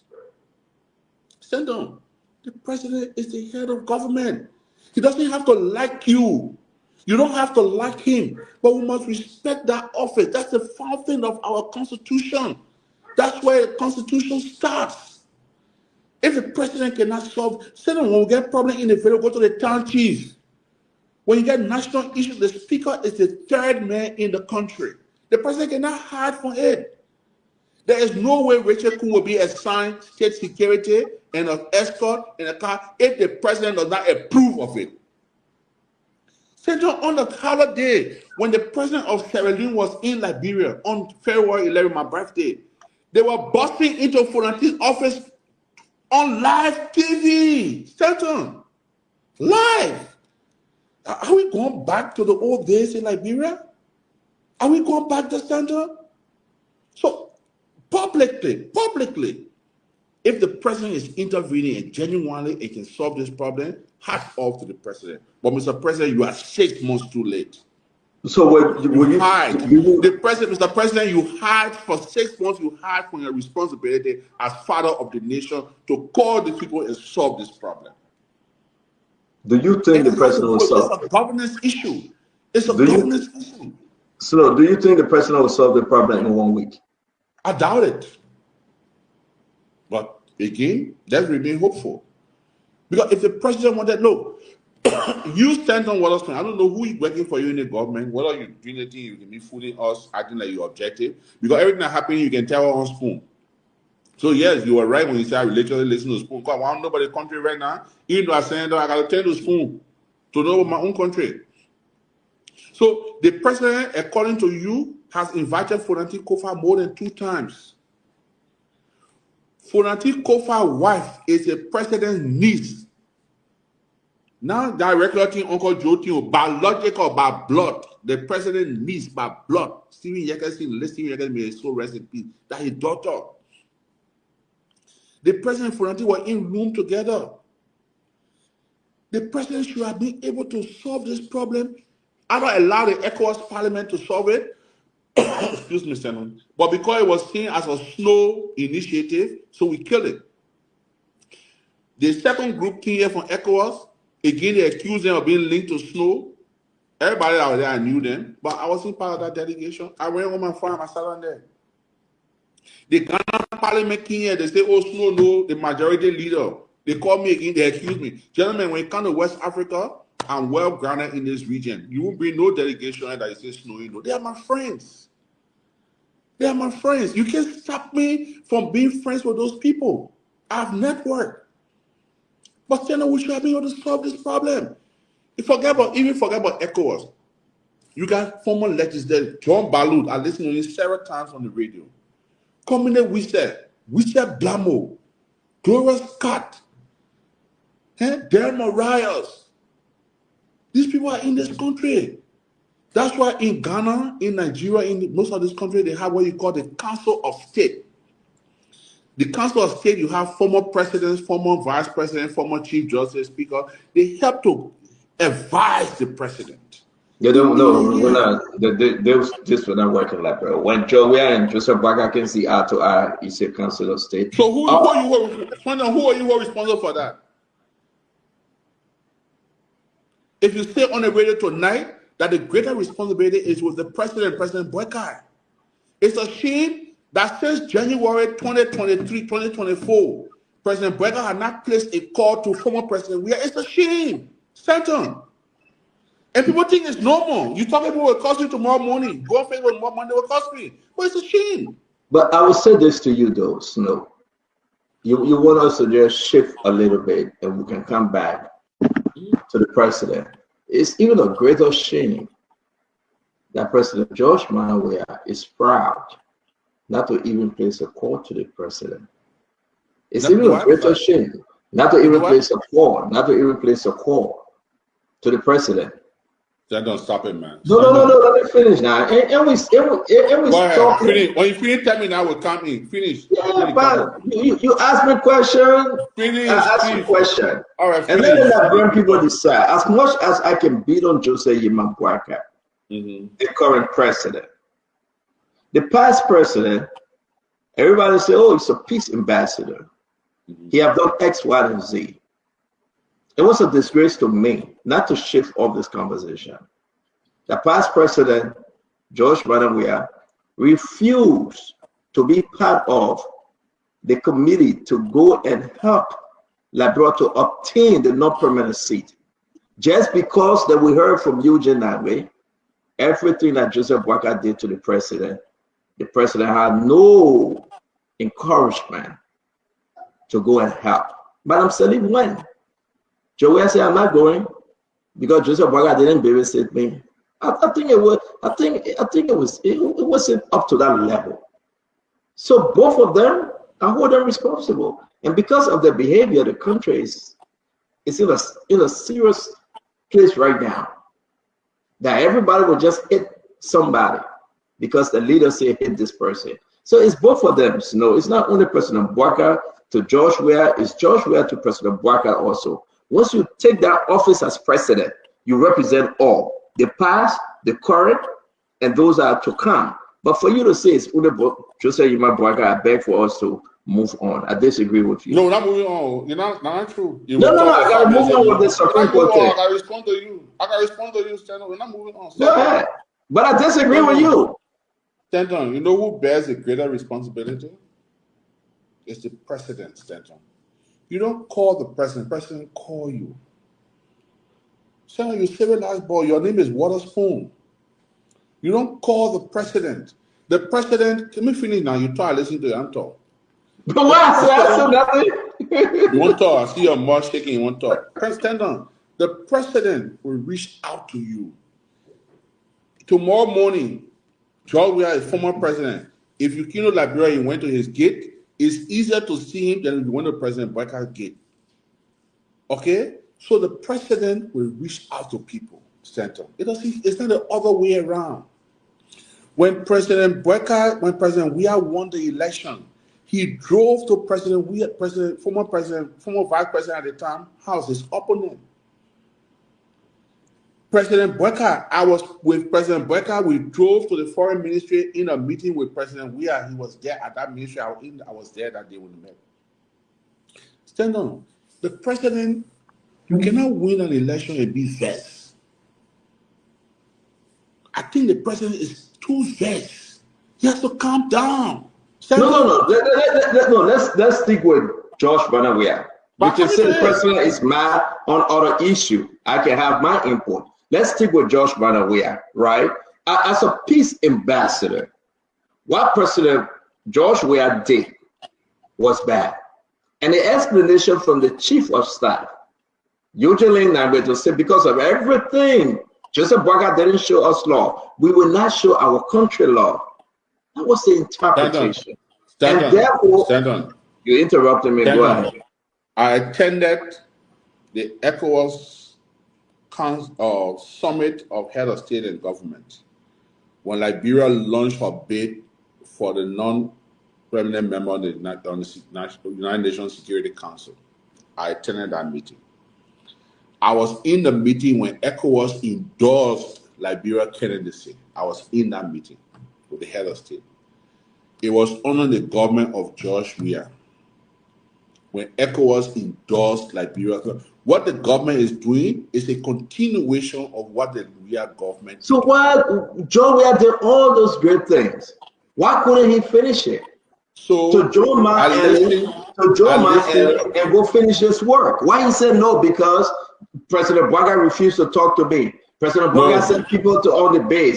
President Boakai refused me entry into RIA. Because President Boakai is breaking the law, I will care less about Liberia and I will not fight for this non-permanent seat. I don't think it was right. I blame both of them. I blame the president and I blame the former and the current. I think because of the stand on. I disagree with you. Stand on. I disagree. But it's okay. And I listened to Eugene Nangwe on your airwave the other night, and I fully agree with Eugene Nangwe. So if you take over the government and decide that you evaluate, but when it comes to CDC, is that different between you and Eugene? When it comes to CDC, there's no difference. But there's no difference between you and CDC. But I still you and Unity Party. What is the difference between you and Unity Party? Not me and Boakai, not me and Unity Party. All right, you and Judicial Boakai, what is the difference? And you are in the bank in America, and we'll up you things. So that Eugene story. Anything no difference between me and Eugene. You are iron clothes. Me, I never iron Joe. We are clothes before. But let's go back. Let's go back. No. You put a runaway. No, don't run off on day one. No, but we got a lot. I mean, we're running against them. Let's go back to the Supreme Court. You took 1 hour away from my time. I must get tired. Stand. I'm tired tomorrow morning. I'm tired. But listen to this, stand on. Eugene Nangwe said, and I agree with him, if you come to Liberia, you're violating all the tenure laws that your government introduced. Your government did not sponsor one legislation on tenure. You decide you will fire all the tenure people and suspend them. You decide you will go to the central bank, you do it there, you suspend the election commission chair, you will do this, so Mr. Nangwe on your show explained some of the reasons why they are not associated with it, but he also said, don't be fair to him, that they wish the government well. That if the government bid is accepted, it's good for Liberia, they wish the government well, but President Weah is not prepared to associate when these lapses are taking place and it has not been resolved. And unfortunately, to this extent, when they cancel a church anymore, we get religious community. When Bishop Francis gone are the days when Michael Francis and Chief Chef Kafuma Kone, they were in this country, and they were called, those are but you know, the president, when I left with President Boakai, he now put all the pastors on some kind of located board. They own all the different boards, and the Chief Mount LEC board, the Baptist man on, no, Chief Mount on MPA board, the Baptist priest on LEC board, the other person on other board. So, they're not holding the government feet to the fire anymore. During the days of Chief Kafuma Kone and Bishop Michael Francis, when they're in the country and they see that the former president, because anyway, for them said there was no former president in Liberia at the time. Today's time, we got 3. We got 2 former presidents and 1 president in this country. This country should flourish. But you can't make progress. Let them move on, Senator. And I do believe that I will hold on to what I believe. Both presidents can do better for the country. The greater responsibility rests with President Boakai. He is the president. He's the head of government. He's the head of the nation. He's the father of the nation. He should reach out. He should start being vexed. You can't be the president and you just vex. So we're going to move on whether the president is angry, he vexed, he mad. We're going to move on. I asked you a question. Do you think 1 week is enough? Will President Boakai resolve this? Now, I placed a couple of calls, so many calls today. President Boakai have not reached out to the minority black leaders. Why say you, if the president can place a phone call to the justices and say, listen, I am working with these guys, give me 1 week. But so today, they said we have not heard from the president. Still again, I cannot validate if the president called the justices, and let me make that clear. I heard it on your airways yesterday. But if it's true, as head of government, that he has reached out in the spirit of coordination to do this, I think it's good, but he must be sincere about it. He must be sincere about it. Now, whether it's actually to resolve the problem or to find a 49 member now to say, okay, when they code rule, whatever way they code rules, you know how they code a rule. I don't know. I hold a code to and now go tell about auto virus again. Let me clear. And that's the same thing I was coming to that, because what we are hearing is like, listen, the only negotiation is for the president to get 49 members, but not to reach out to the minority black. I heard that as well, that the president will speak to a few of the minority black people. When they get it 49, then they do an action then to say, well, whatever the code say, what they say, that's it. But you know, Stanley, the thing about the code ruling, whichever way the code rule, the speakership, I was speaker before, and I can tell you for a fact, no court judgment can solve this problem. Don't let nobody fool you. If the court rule today and say Richard Kun as speaker, the problem is solved. If the rule today say Funadi Kofa as speaker, the problem is solved. It's a political problem. The court has the right to hear it once it has to do with the laws of Liberia. But at the end of the day, the politicians have to go and solve this problem because they all have responsibility. They cannot draw the court into. Do you think if the court rule in favor of the majority black is easy, Funati can either resign or he tell the guys and say, listen, return to status quo at work because it's too much. But if the court rule in favor of Funati and the minority black, and do you think President Boakai right now, everybody watching him, he can ignore the court ruling if the ruling is in favor of the minority black? But President Boakai is on record when the court ruled in LTA with Israel deciding he commended the court, the next day he suspended everybody and put his own people in there. So he can come with another tactic again. President Boakai is not credited for respecting the rule of law. Sorry, that's the reality. You are not giving the president credit for respecting the rule of law? Stand on. All the tenure positions in the country here, we took people from. We suspended people here. You suspended people. Look, stand on. Let me be frank, stand on. You know, this country, if we face this country, we must speak the truth. And tomorrow morning they can go on Facebook and cost me all they want, but I will tell you the truth, stand on. When you go to LTA and you write letter, as using LTA as an example, you suspend people and you refuse to pay them. Almost a year, we can't get the outcome of the audit report because it indicts the very man you put to LTA to handle the LTA. So all of Liberians have been deprived. Even if people wanted to go look for jobs somewhere else, they're under suspension. You're not paying them. Go to governance commission. There's nothing happening there. Go to fisheries. It just happened to fisheries. Go to the election commission. You suspended the chair. Go to central bank. You did it to central bank. So stand on. This government is not credited for respecting the rule of law. It's unfortunate, but that's the reality. So I'm saying, if the president could not solve the problem in 6 months, and we believe he can solve it in 1 week, I will applaud him. I will come on your show publicly, and I will thank the president for making me shame for doing the right thing. I will do it if he does it. Do you think the Supreme Court ruling will be scheduled next week? I got no information on the workings of the Supreme Court. I don't want to know what happened in the Supreme Court. Do you think the Supreme Court will give the interpretation, the ruling, whether next week or not? Do you think they will? I got no idea the workings. By way of your experience, do you think the Supreme Court will clarify the ruling?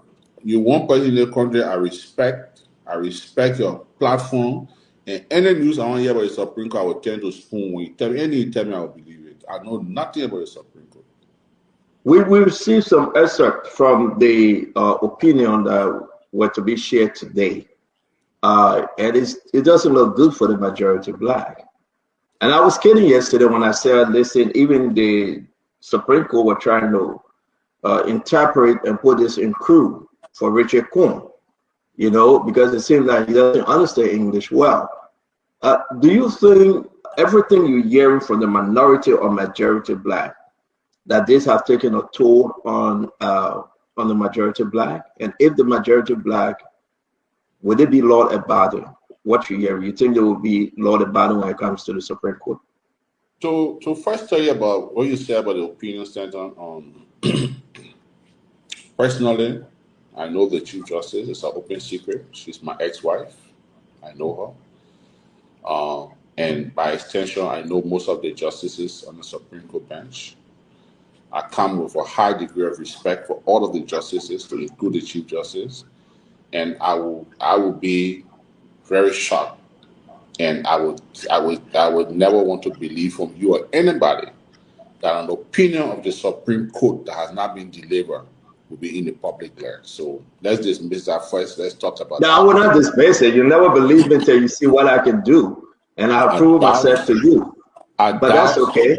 I doubt if any justice, be it a chief justice or any justice of the Supreme Court bench, will leak an opinion that has not been delivered. And nobody called the justices them. No, nobody called the chief justice. I say I have excerpt of. But stand on, according to the law, stand on. According to the practice, from what I know as a member of the legislature, when the justices write their opinion, they must share it with each other to know if there's a concurrence or dissent or whatever it is. It's not in secret that they have to share it with. And only 5 of them are supposed to see it, and only 5 of them will know what they're coming to talk. So if it gets in the public, then I'll be most disappointed. But I got no reason to believe that any of the 5 of them will share their opinion.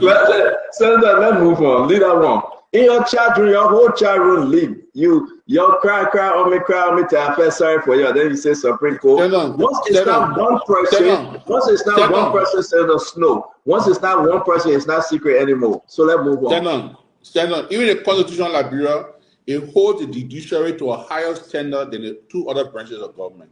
The Constitution tells you that when somebody reaches 70 years in the judiciary, they can resign. They can retire. You can be 100 years and still be president of Liberia. You can be 200 years, you still be senator. What I have to do is share information. The point I'm making, it holds them to a higher standard than the 2 other branches of government. So I doubt that they will violate or breach the standard that the Constitution holds them up to leak an opinion. Okay. So we shouldn't waste time. We shouldn't spend a lot of time on this one. Leave that one alone. Leave it between me and your chat room, your Senate chat room, and the executive marshal chat room. We are politicians. We can do well, but the justice says no. I can put my neck down for all 5 of them, not just one. All 5. No. I think put your neck down for only your mother chief justice. You don't have to. Don't do that, my man. Please. But let's go back to the issue. No, let's go back to this issue. Do you think the majority black will be loyal about it? Do you have any fear that if it goes against them, there will be a problem? The last 6 months have told us that the majority black enjoy explicit confidence from the executive, and they've been able to do anything. They bust the speaker door with Facebook Live. Nobody has been held liable for doing that. They refer to one of the judges of the Supreme Court as being an alcoholic, talking liquor talk. Nothing has happened. They've withheld the salaries and benefits of their colleagues. Nothing has happened. So the majority black enjoys the explicit confidence of the executive branch of government. The Deputy Minister of Information go on the government platform and defend the majority black and cross everybody. Insulted me for the ECOWAS Parliament issue, say what you want to say. So they have the confidence, they have the support of the executive branch. So I doubt if anything will happen. If the court rule in favor of them or against them, I'm sure the court don't have enforcing power. So the court can get to what they want to talk, but I don't think they will respect the rule of law. Are you concerned about the safety and well-being of our country? If they refuse to be loyal about it, what the citizens might do? Well, we pray that the citizens will not do anything. We pray for peace in the country, but I don't believe that the majority black, when they cannot support the guy from the executive branch, I don't think they will respect the rule of law if they could rule in that direction. I don't think it will change anything for them. I doubt it. I mean, and that's my opinion. I'm in charge of the aid. I want to ask you about our last conversation concerning the former Vice President, Madam Joy Howard Taylor. You follow the show, and this is so pathetic, right? This is so bad beyond whatsoever that she, after the inauguration, she sat under the tree, begging for a ride, calling everybody, so please give her a ride. She complained that she's not receiving her due benefits. There were no cars given to her. They are not paying her securities. They are not paying her due benefit as Vice President. What say you? Shannon, I think it's a shame on all of us. And as Senator, I think I'm not going to vindicate myself. I think it's a shame that we've not been able to put into place the necessary protective measures to ensure that our laws are followed. I follow on Facebook. I see our friends from the Unity Party saying happy to Joseph Boakai on your former vice president, so it can happen here. I think the tick for tag in Liberia is not helping us. And they benefit, the pension benefit of elected official or anyone that is due benefit should not be the will and pleasure of anyone. We should respect the laws, Stanton. The laws are there. What's on the books? The vice president, whether we like her or not, she's the former vice president of the Republic of Liberia. Whether we elect George Weah or not, he's a former president of the Republic of Liberia. Whether we elect Eddie Seli or not, she's a former president of the Republic of Liberia. And you can name it Francis Kokpo, former Chief Justice of Liberia, Gloria Musu-Scott, former Chief Justice of Liberia. We should give them the benefits, Stanton. It's just wrong. And Stanton, you know, this is a country of laws. Stanton, when you're looking at countries today in West Africa with good democratic credentials, Liberia is one of those that is counted. We had successful election in 2005. Madam Sali became the first female president of Africa. We had successful election in 2011. She had her second term. We had successful election in 2017. We had a successful election in 2023. We are building our democratic credentials. We cannot allow these petty things to tear us apart. You don't like Joel Howard Taylor, so you don't pay her benefit. You don't like Joe Weah, so you don't pay his benefit. You don't like Edwin Snowe, so you don't refer to him as senator. You don't like that. We got to stop it, Stanton. Stanton, you cannot legislate love. LOVE, RESPECT, respect. You cannot legislate those things. It comes naturally. It comes naturally. Stanton, you think about Liberia like you know, but the fact remains Stanton Groston has the biggest platform in Liberia. You can't take it from you, Stanton. You can take it from you. So now you can be on a show, I can be pissed off with you, I'll be cursing you in my heart, but you got a bigger platform. So we're listening to you. Joel Howard Taylor is the former vice president of Liberia. It's a shame that she goes on the air and says she's not giving her benefit, that she wrote Justice Minister, she wrote the president protest, she wrote the president, she wrote. It's a shame that she says she has written the president for orders. She has not seen the president.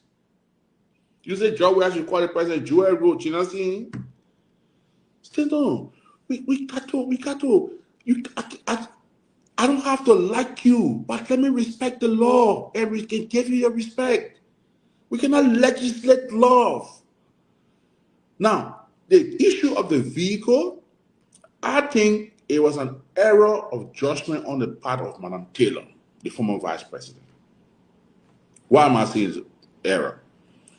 She went to the inauguration as vice president of Liberia. She knew that at midday, her authority as vice president would have ended. So there should have been some protocol put into place that after she had turned over that authority, which comes with the bulletproof vehicle, the convoy, all of those things, there was transfer of power. Some kind of arrangement should have been made either with the EPS or private something or whatever to have a vehicle that, like Madam Sali did in 2020 or 2018 January. When they gave her that flag, she drove herself, Madam Ellen Johnson Sali, going in her private car, even though given by former President George Weah, who was very magnanimous and gave car to former Vice President Boakai and former President Sali, but she drove herself from the SKD complex to her house. When President Weah went for the inauguration and he turned over power, he got in his private vehicle and he went home. So Madam Taylor, I think, was an error of judgment. She should have put that protocol into place to have a vehicle to take her. So if she expected the vice president convoy to take her, I think it was an error in judgment. But her benefits must be given to her. She's entitled to it. We don't have to like her. You don't have to like her, but that's what the law says. If we want it, then we're not going to repeal the law. Until it's repealed, she's entitled to it and she must get it. So again, I'm not going to exclude myself. It's not a sole responsibility of the executive. Even we in the legislature, for such a thing to have happened and we didn't address it, I think it's belated and we must address it. It's our fault. So are you going to, I mean, it's not only Madam Taylor, it's just the rest of them. I spoke to Chairman Connor, Amara Connor, who's the chair of the Public Accounts Committee. I will speak to the podium, do a formal letter. We'll call for an audit or review, not audit, but review of benefit for all former elected officials. We start with that first. So all former presidents, all former vice presidents, or then we go to the Chief Justice, of course, the judiciary. We go to the legislature. We need to look at it. We need to look at it. I think it's not fair. It's wrong, and let us call a spade a spade. We must correct it. It's our collective responsibility to make sure it is corrected. So you think you guys blunder on this one? Do we have a law? I think we all dropped the ball. Now, I won't use the word blunder. I think we dropped the ball, and it's not solely the responsibility of the executive. I think we all should be held responsible, and we all should work towards correcting it. Do you think that's a confused aspect of this law that caused President Boakai to receive $832 likewise? Well, again, if it happened to President Boakai, it was wrong. And it's happening now, it's wrong. It happened then, it was wrong. And I think the CDC government, that's what they did. And I believe that's what they did. They were wrong to have treated President Boakai like that. And the Unity Party government is also wrong for treating former Vice President Joel Howard Taylor like that. And I think we need to stop this thing here that, everything around Liberia today, CDC did it too. So we do it. CDC did it. The Liberian people voted CDC out because they wanted change. You came to rescue us. You can't be saying CDC did it, so we'll do it too. Then what did CDC offer? Then you'll go bring Joe and carry him back to the mansion. Let's correct the system. Let's correct the system. And Stanton, I always say this, and I will say it to you on this show. I campaigned and voted for George Weah. And if you were to bring the ballot box today, and you put Joseph Boakai here, you put George Weah, I will vote for George Weah again. I got no regret. But guess what? I'm coming. Guess what? Somewhere in my subconscious also told me that just in case George Weah didn't win and President Boakai or Joseph Boakai won the election, Liberia will still be in a better position because it comes with a rich history of governmental experience. That things will be different. Things will be okay. He will do better. So when I see people saying George Weah did it, so we do it too, then it bothers me. It's troubling. Is he performing to your expectation? Who? President Boakai? Oh, no, not at all. No. I think he needs to do better. He needs to do more. The fact that we can drag problem in the legislature for 6 months, you don't want to see the Speaker of ECOWAS Parliament, you're accusing Snowe of bringing ECOWAS here, or watching Tinubu then write you letter formally, and we fire all the 10 new position people. We go into the central bank, we're disrupting the operation at the central bank, forcing people to resign and pay. You say somebody was corrupt, you're auditing them, then you pay them the benefit and say, go, let me bring my own person here. You go to fisheries, you go to LTA, you go to, Abdullah Kamara, with everything. We're suppressing an audit report. But soon go back, we're going to call for that report. We're suppressing an audit report because Abdullah Kamara, who is the president at LTA, is soaked into the corruption scandal at LTA. All right, we can't review Metex. We can't do that. President taking B Mountain clean to fly to low-fi. So I think the president needs to do better. I mean, he's in his second year. He still got 4 years to his credit. Do you think he will do better? Do you think he will do better? I pray he doesn't, so we can move him from power. What do you think is the problem? I actually want him to be a one-time president, so if he doesn't do better, then it's good. Would this help or hurt Jeremiah Kuhn if he's on the ticket 2029? The actions of presidents normally hurt vice presidents. The president, because Liberia, our constitution is crafted in a way where the president cannot dismiss the vice president. So most times, presidents look for vice presidents who will be very loyal to them, sometimes even blindly. All right. For example, Sierra Leone had a situation where the president dismissed it. I think Victor Ford or something dismissed the vice president, even went to the ECOWAS, do this and that. So there are Gambia, for example, the president can dismiss the vice president. Nigeria had the same problem with Tinubu and President Obasanjo. So there are some constitutions, some countries where the president can dismiss the vice president. In our constitution, the president cannot. And Jeremiah Kuhn, and I'll be biased about this, my very good friend, Jeremiah Kuhn, who have managed Priest Johnny for all those years, he's a very submissive person. He has no element of betrayal in him. He won't undermine the president. So even if things are not going good, he would rather say to the president in private than to go public, and that the SSS could also affect him.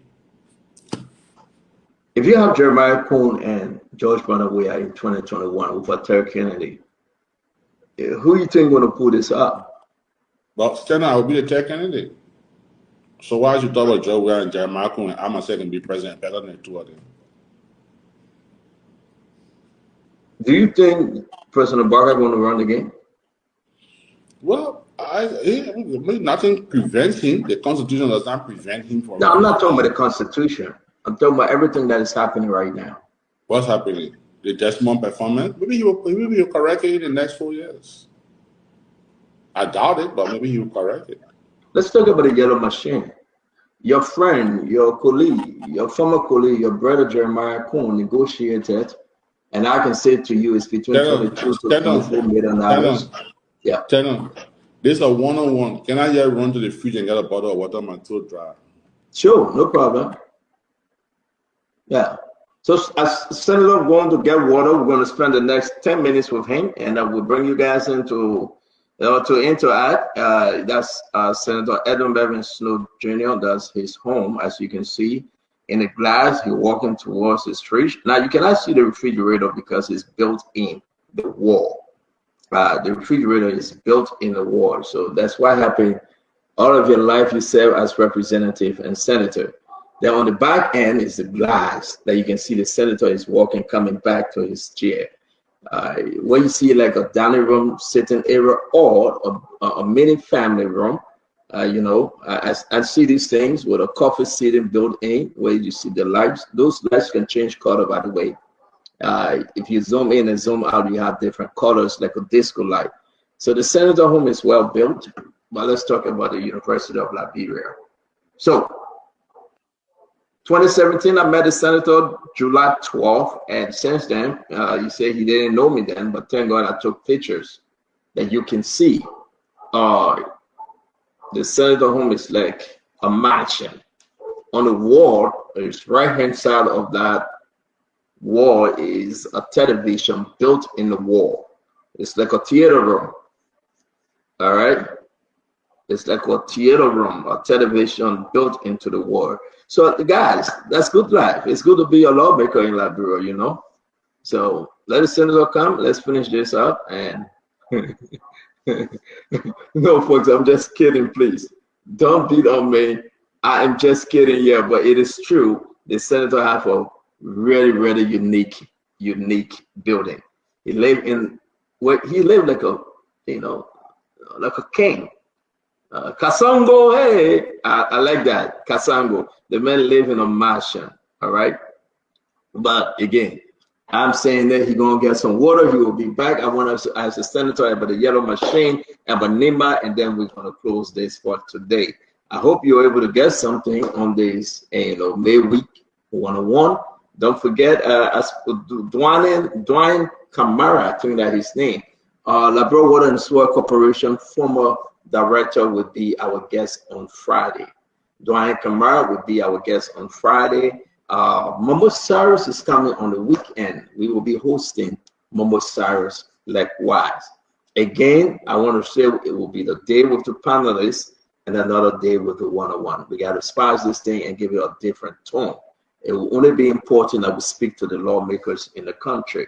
I heard that President Joseph Nimba County canceled his engagement with Truth FM, but instead the president will be having a meeting and sit down dinner with the media. I don't know, but somebody said he canceled that one-on-one with Truth FM because of most ability radio station. I'm not saying that, I love my Joseph Nimba County. I'm like Senator Snowe. Senator Snowe, we have described your entire living room, your entire kitchen, everything, and I told the people what I know, what I'm seeing, so we can move on.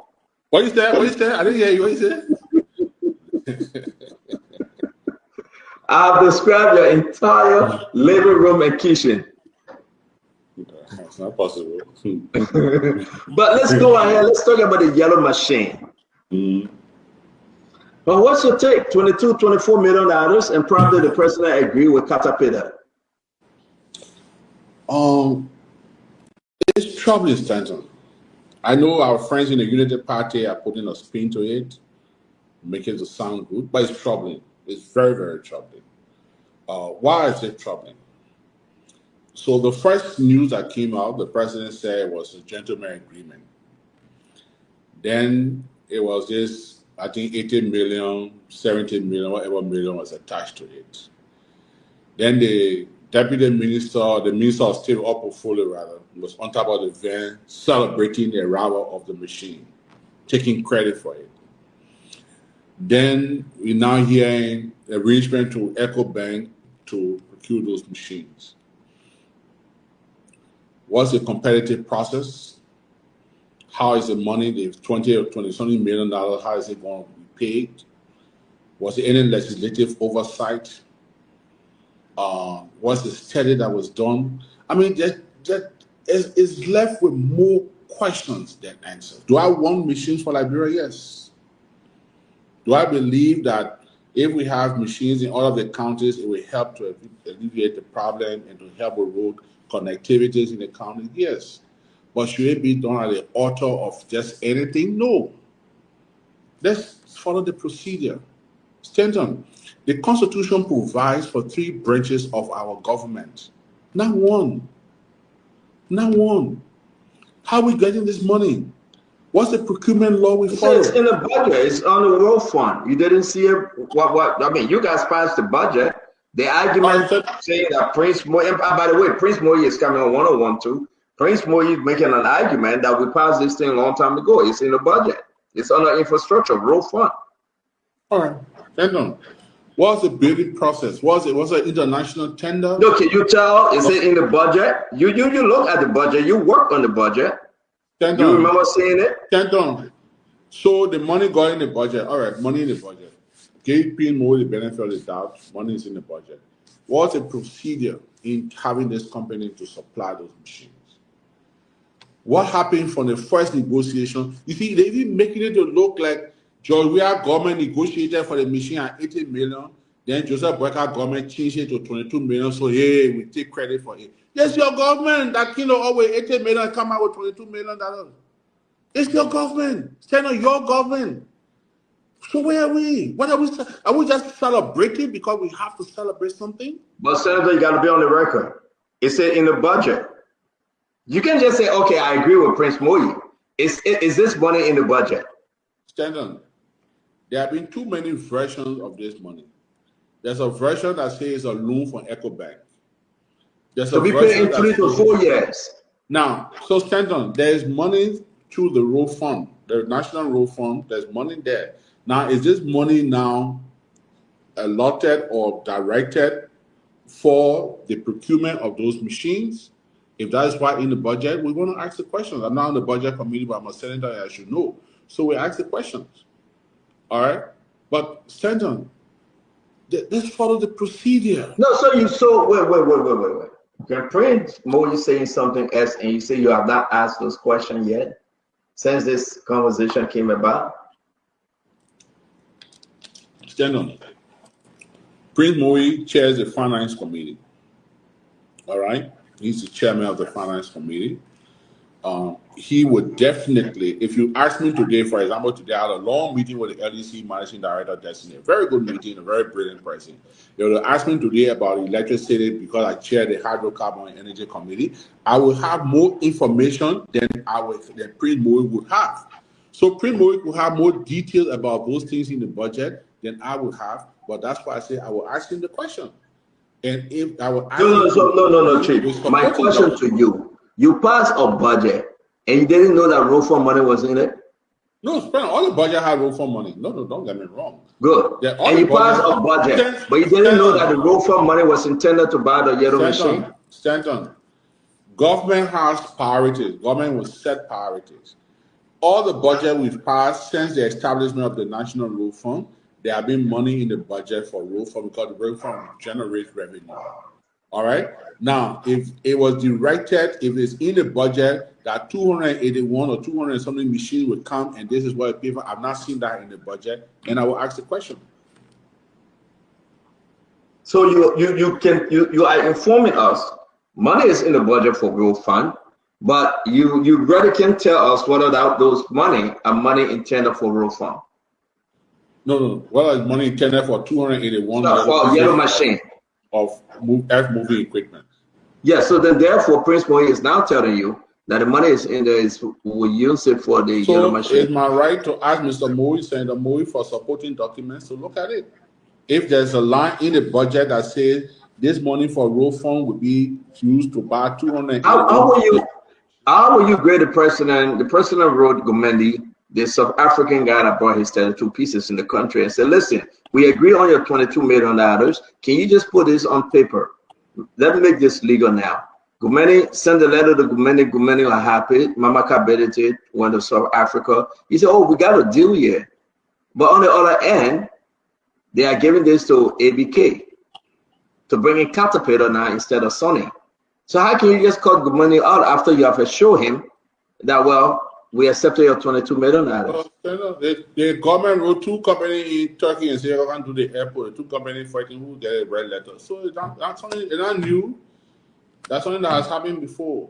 I'm happy that it is being awarded, that if it's true and if it was properly done, that is given to a Liberian company, but that doesn't mean that we should not follow the procedure. So I'm still troubled that the proper procedure is not being followed. I mean, should your friend, Jeremiah Kuhn, I don't know him, of course, but he's your friend. Should he take credit? When America and flew to your house, he went to your house. Oh yeah, you're right. Oh yeah, you're right. You can, yeah, you're right. We met. Saying he became vice president, never been to my house. Saying he took it out of office. I don't know you know my house. You know your house in America. They say my friend. No, we met at the restaurant, not at my place. But on a serious note, do you think he should take credit here? Because he headed the negotiation. There's nothing here for anyone to take credit. The fact that the very government was negotiating $18 million and the very government negotiated $22 million, there are more questions than answers. So, Vice President will have to give us some clarity, additional clarity. What do you think those that were asking for $84 million, what do you think the president should do to them? I think they even got closer to the president. I think if you ask me to, I think Mamaka Belete is closer to the president when she was negotiating $82 million than anybody else. So, what cause I say Megan Toho, that's it. But it's serious. On a very serious note, it's serious that people, actors, state actors, he went to cabinet at the ministerial complex and did a whole demo, big presentation that the machines were coming, and when the first set of machine came, she went on top of the car, traffic violation, the minister of violating the traffic, celebrating. The Unity Party people girls are celebrating 18 million, 15 million, now it comes down to 22 million. This vendor from South Africa, now it comes down to other vendor. The devil is in the detail. We still need to ask the hard questions. I want a machine. Do I want a machine in Bomi County? I wanted it even yesterday. I wanted it there. I wanted that today. Yes, we need a machine, but not at the cost of anything, not at the cost of integrity, not at the cost of transparency. No. Let's end on this Nimba County election. Who's in it for you? Well, I don't have a particular candidate, but I think the opposition has flipped on this one, or flopped on this one. The fact that there are so many opposition candidates in this election has definitely, by nature and my own political experience, has given the ruling party candidate an upper hand. And I think if the opposition meant business was strategic county like Nimba, I think they should have been able to feed a single candidate. But unfortunately, I think their votes will be split, and I'm not optimistic about a favorable result for the opposition community. So my thing is that you think which one I put that text in? You give me a question to ask? No, they send me your picture. Somebody sent me your picture of NPP when you are accepting the jersey. Well, today, yeah, my MP people visited me today and gave me a nice quote. Send me the picture. But I'm asking you, so are you saying that Koga going to win this thing? I'm not saying he will win, but I'm saying that the strategy by the opposition community could cost them more in Nimba than they could get. But I mean, but at CDC, that's what they do all the time, man. They come on the show and celebrate that game plan. And I see no result, positive result coming from it though, but they celebrate such a plan. If I was a member of the CDC in a strategic session, I would have advised the contrary. I think the strategy wasn't well thought of. I think it would have been an important thing to feed or to announce a candidate. The CDC is the biggest opposition party in the country. The CDC is very popular in Nimba. You saw when former President Weah went for Prince Johnson's funeral. I mean, you saw the welcome he got there. So he's still a very formidable force in this country. The CDC is still the biggest opposition party.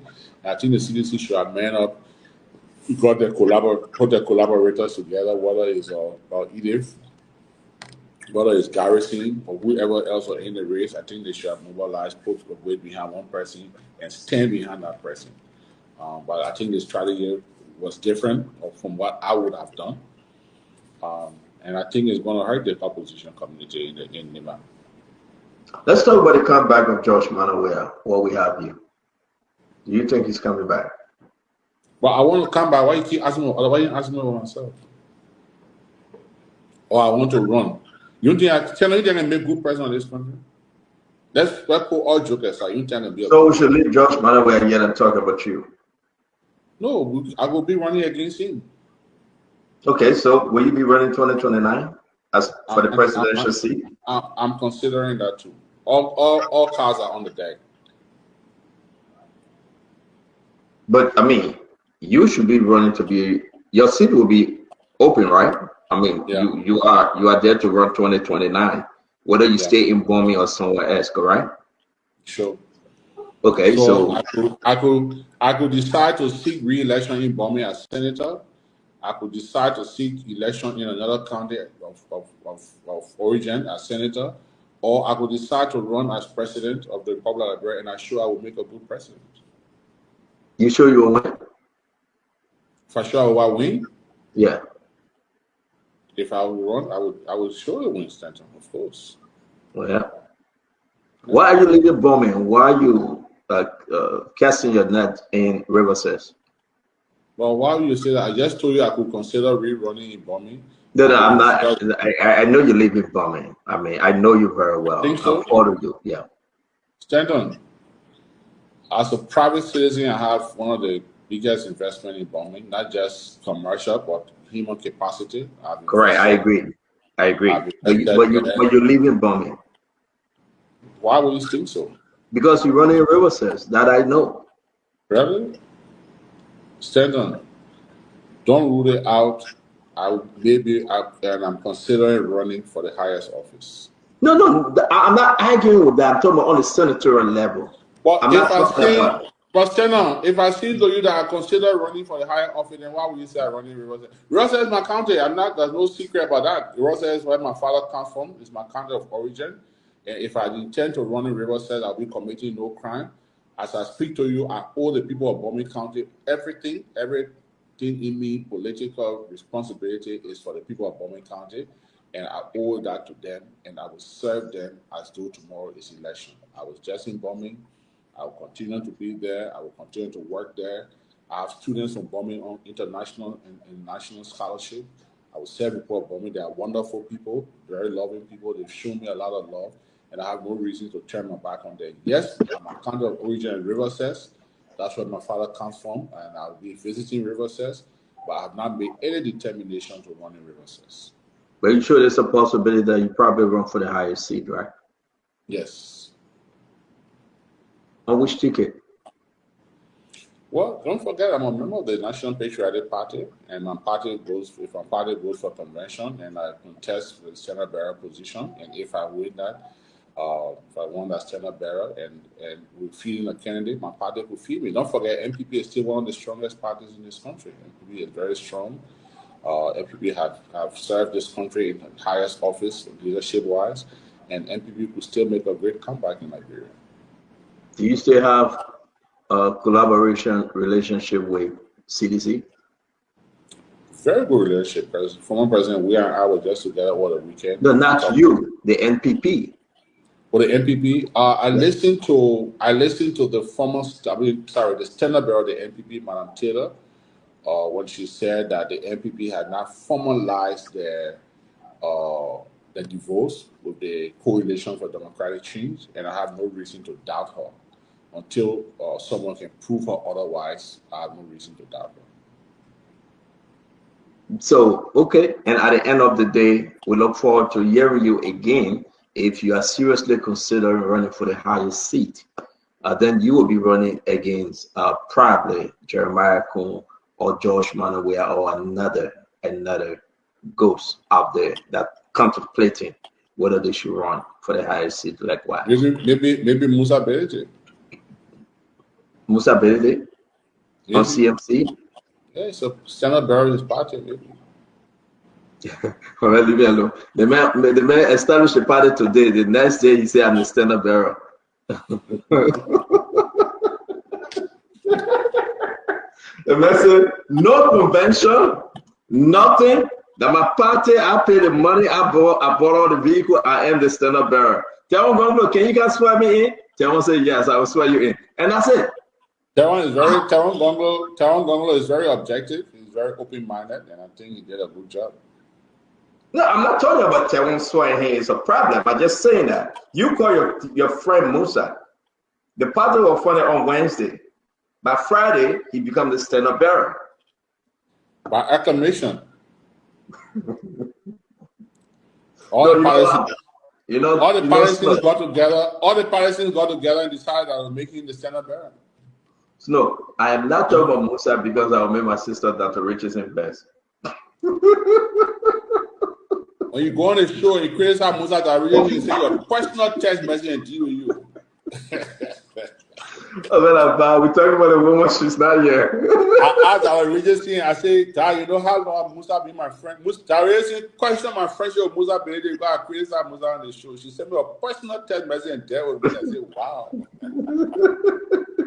Wow, but it's good having you, man. I enjoy this time that we can relax and talk about Liberia. I hope we were able to cover everything.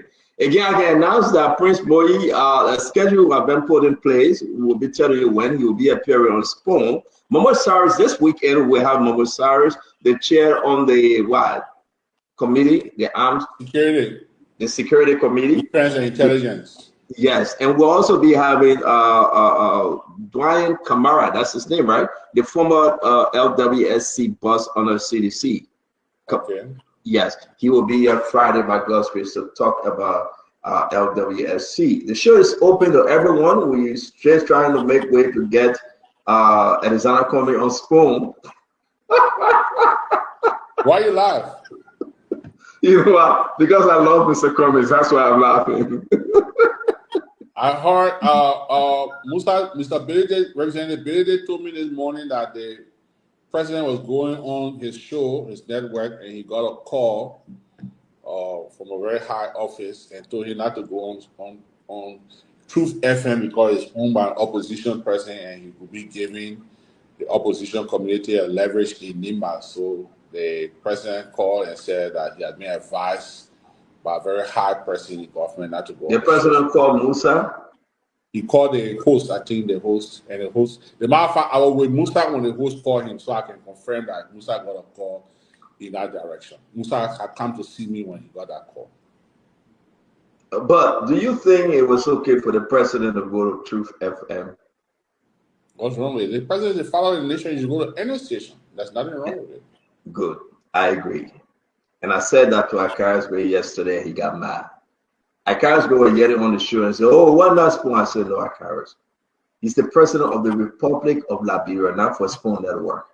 So I think going to any network would have been better.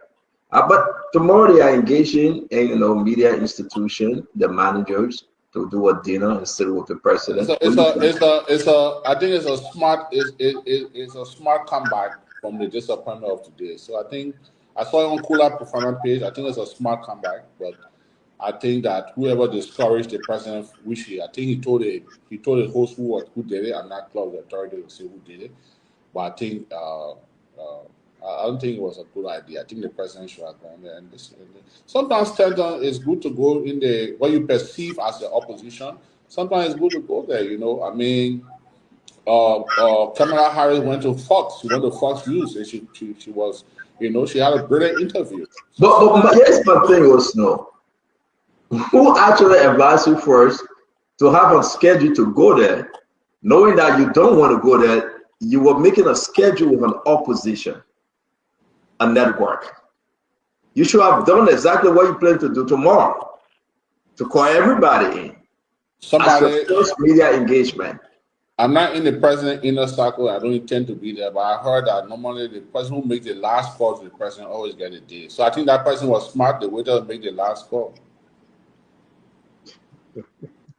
All right, I'm on that one. And, you want to talk about that one? You selective?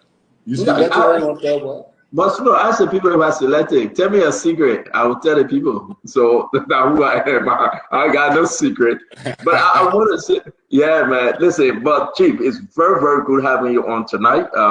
Again, I'm disappointed, and I hope you can close on this seriously. The University of Liberia, we're going to call Eric Patton back to hear more on that story. There's a lot of different issues happening right now. You spoke about the Supreme Court. I know you are very, very careful speaking about the Supreme Court because of the relationship at the court.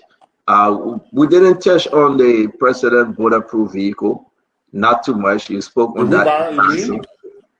Yeah, you said you're going to talk about it. If given the chance, once you confirm that it's not a wheelbarrow, you promise to speak on it. So I've been out of the country. I just returned to the country. I've not seen it. Actually, I've not seen it. Honestly, I've not seen it. You have not seen the car? I believe it's a wheelbarrow. I've not seen it. Okay. If you want to believe that wheelbarrow, that's fine. The president told him to ride wheelbarrow to work, so I should have wheelbarrow. But the president wasn't serious saying that. You know that. The president will make you relax. Oh, he was joking. Okay, all right. No, he was just saying it because he was trying to send a message to Amin Moda. But on a more serious note, I think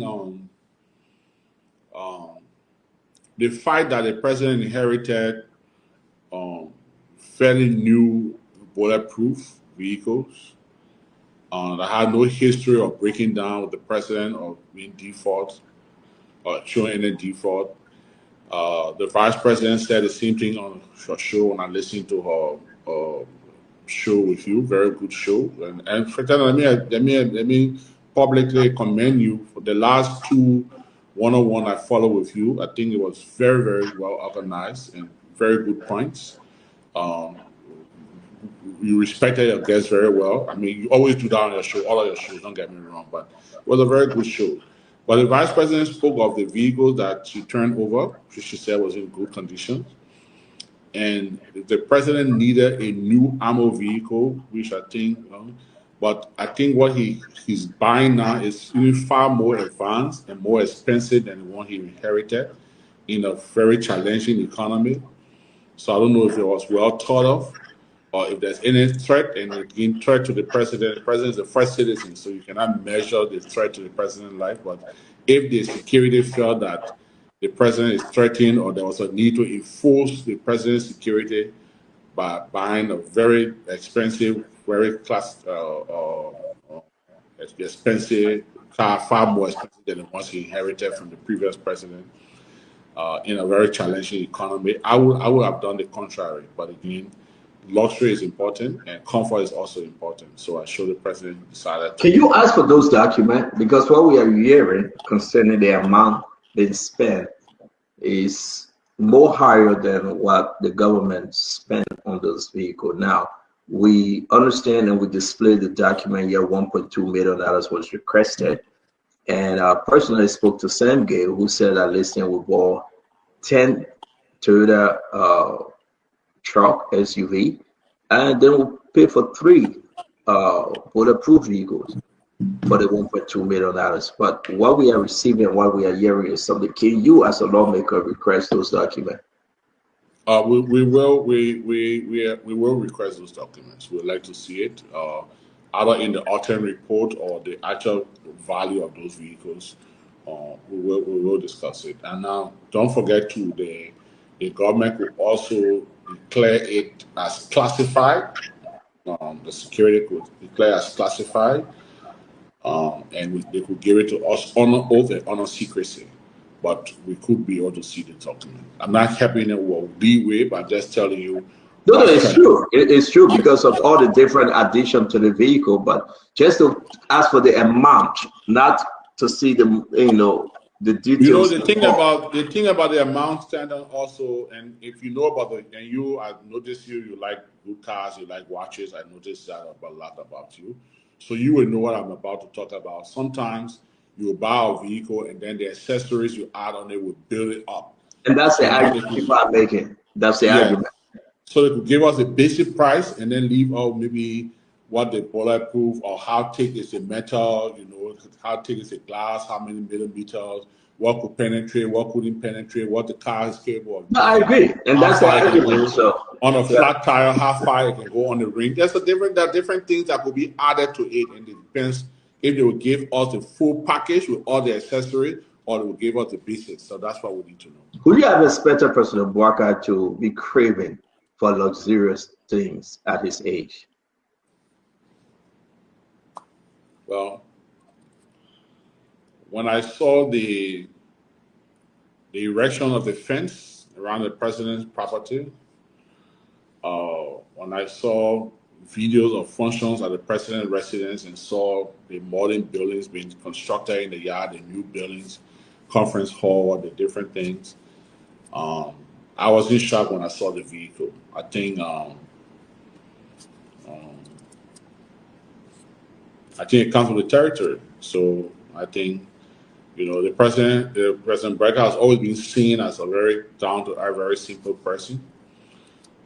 Tonight, if you were to drive on the rehab road, you will not be allowed to pass behind on that road. The road is blocked. There's a big fence. There's a big gate now. There are a lot of things that have changed. So, power corrupts. Absolute power corrupts. Absolutely. Wow. I mean, this is everything just changing very fast when it comes to the president. We spoke about the private jet the last time, and the president continued to fly private jet. We spoke about the B Mountain jet. The president continued to fly on private jet. We spoke about when the people are in abject poverty and the president is increasing taxes, something that we didn't talk about, the increase in taxes.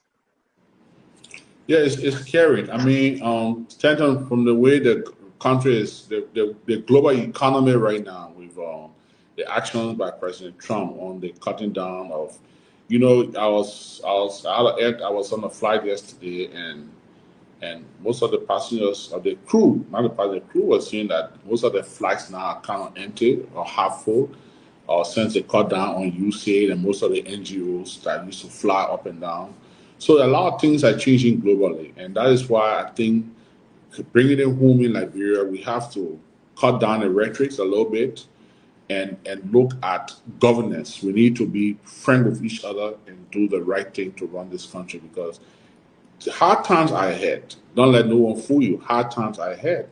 And the sooner we make the necessary adjustments, the better it could be for us. So the taxes on our people, I think at this time, we need to cut down on some of the other expenditures and give the people the necessary relief. The mountain should pay road fund. They're not paying it, and that's the responsibility of the legislature. We flag that issue. We make sure that we push it. All of the other incentives that people will get around here, including also in the legislature.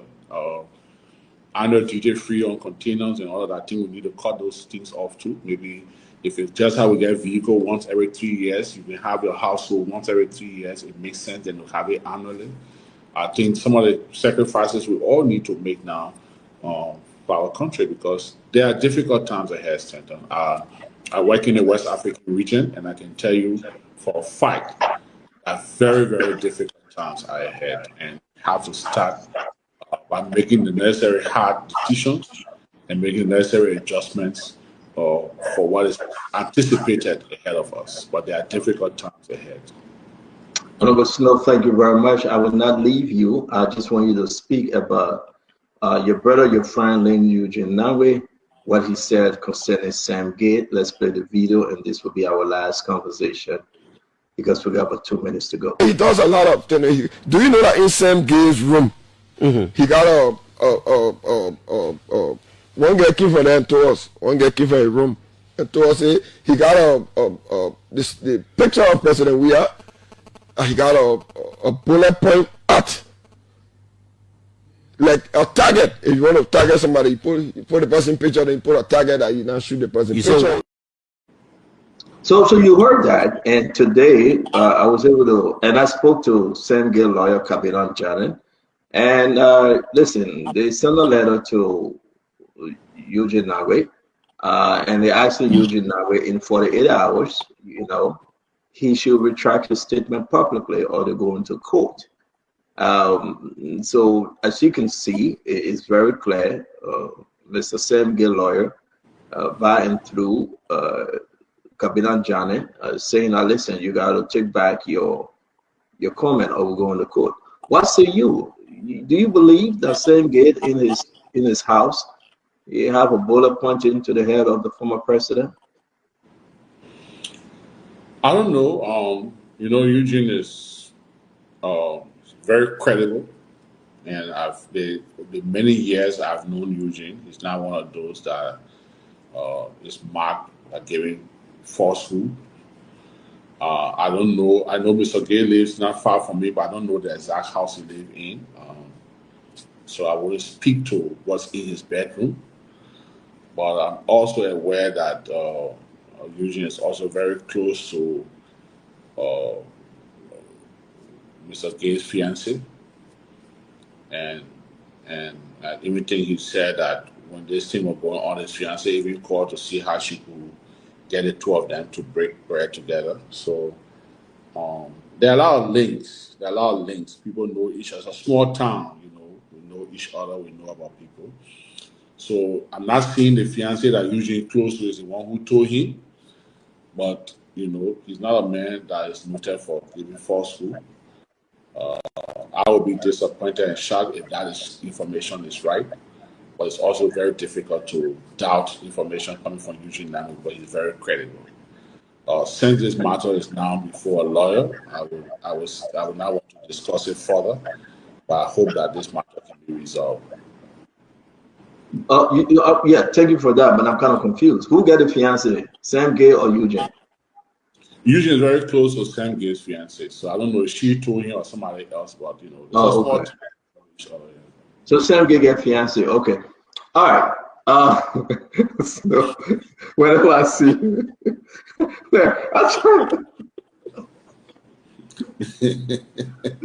yeah, man.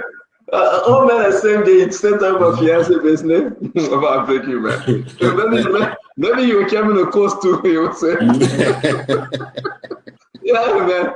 But why you never why? Now, yes, send me the picture, man. No, I'm not, because when you telling me that you remember this, man. You remember Reverend Martin? Reverend Martin, of myself. Course. Of course. So you guys send me the picture, man. Send the picture where? Seriously.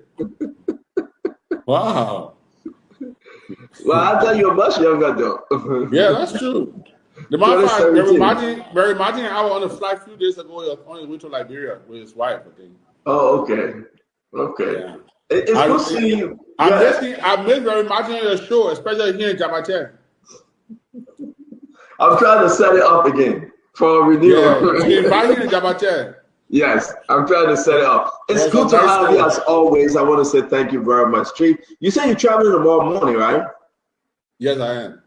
Okay, safe flight, man, and Godspeed. We'll talk to you again. Thank you. It's always a pleasure. Thank you so much. Thank you. Yeah. I hope I my question. It wasn't a safe flight I wanted to talk about. I know where you want to go. Yes, I'm traveling. Yes. So all that traveling? Yes. Okay. Now you answer my question. Is that a crime? No, it can never be a crime. You know, I got to take it from here before you say something. Bye. Okay. All right, we want to be grateful to Senator Snowe for everything.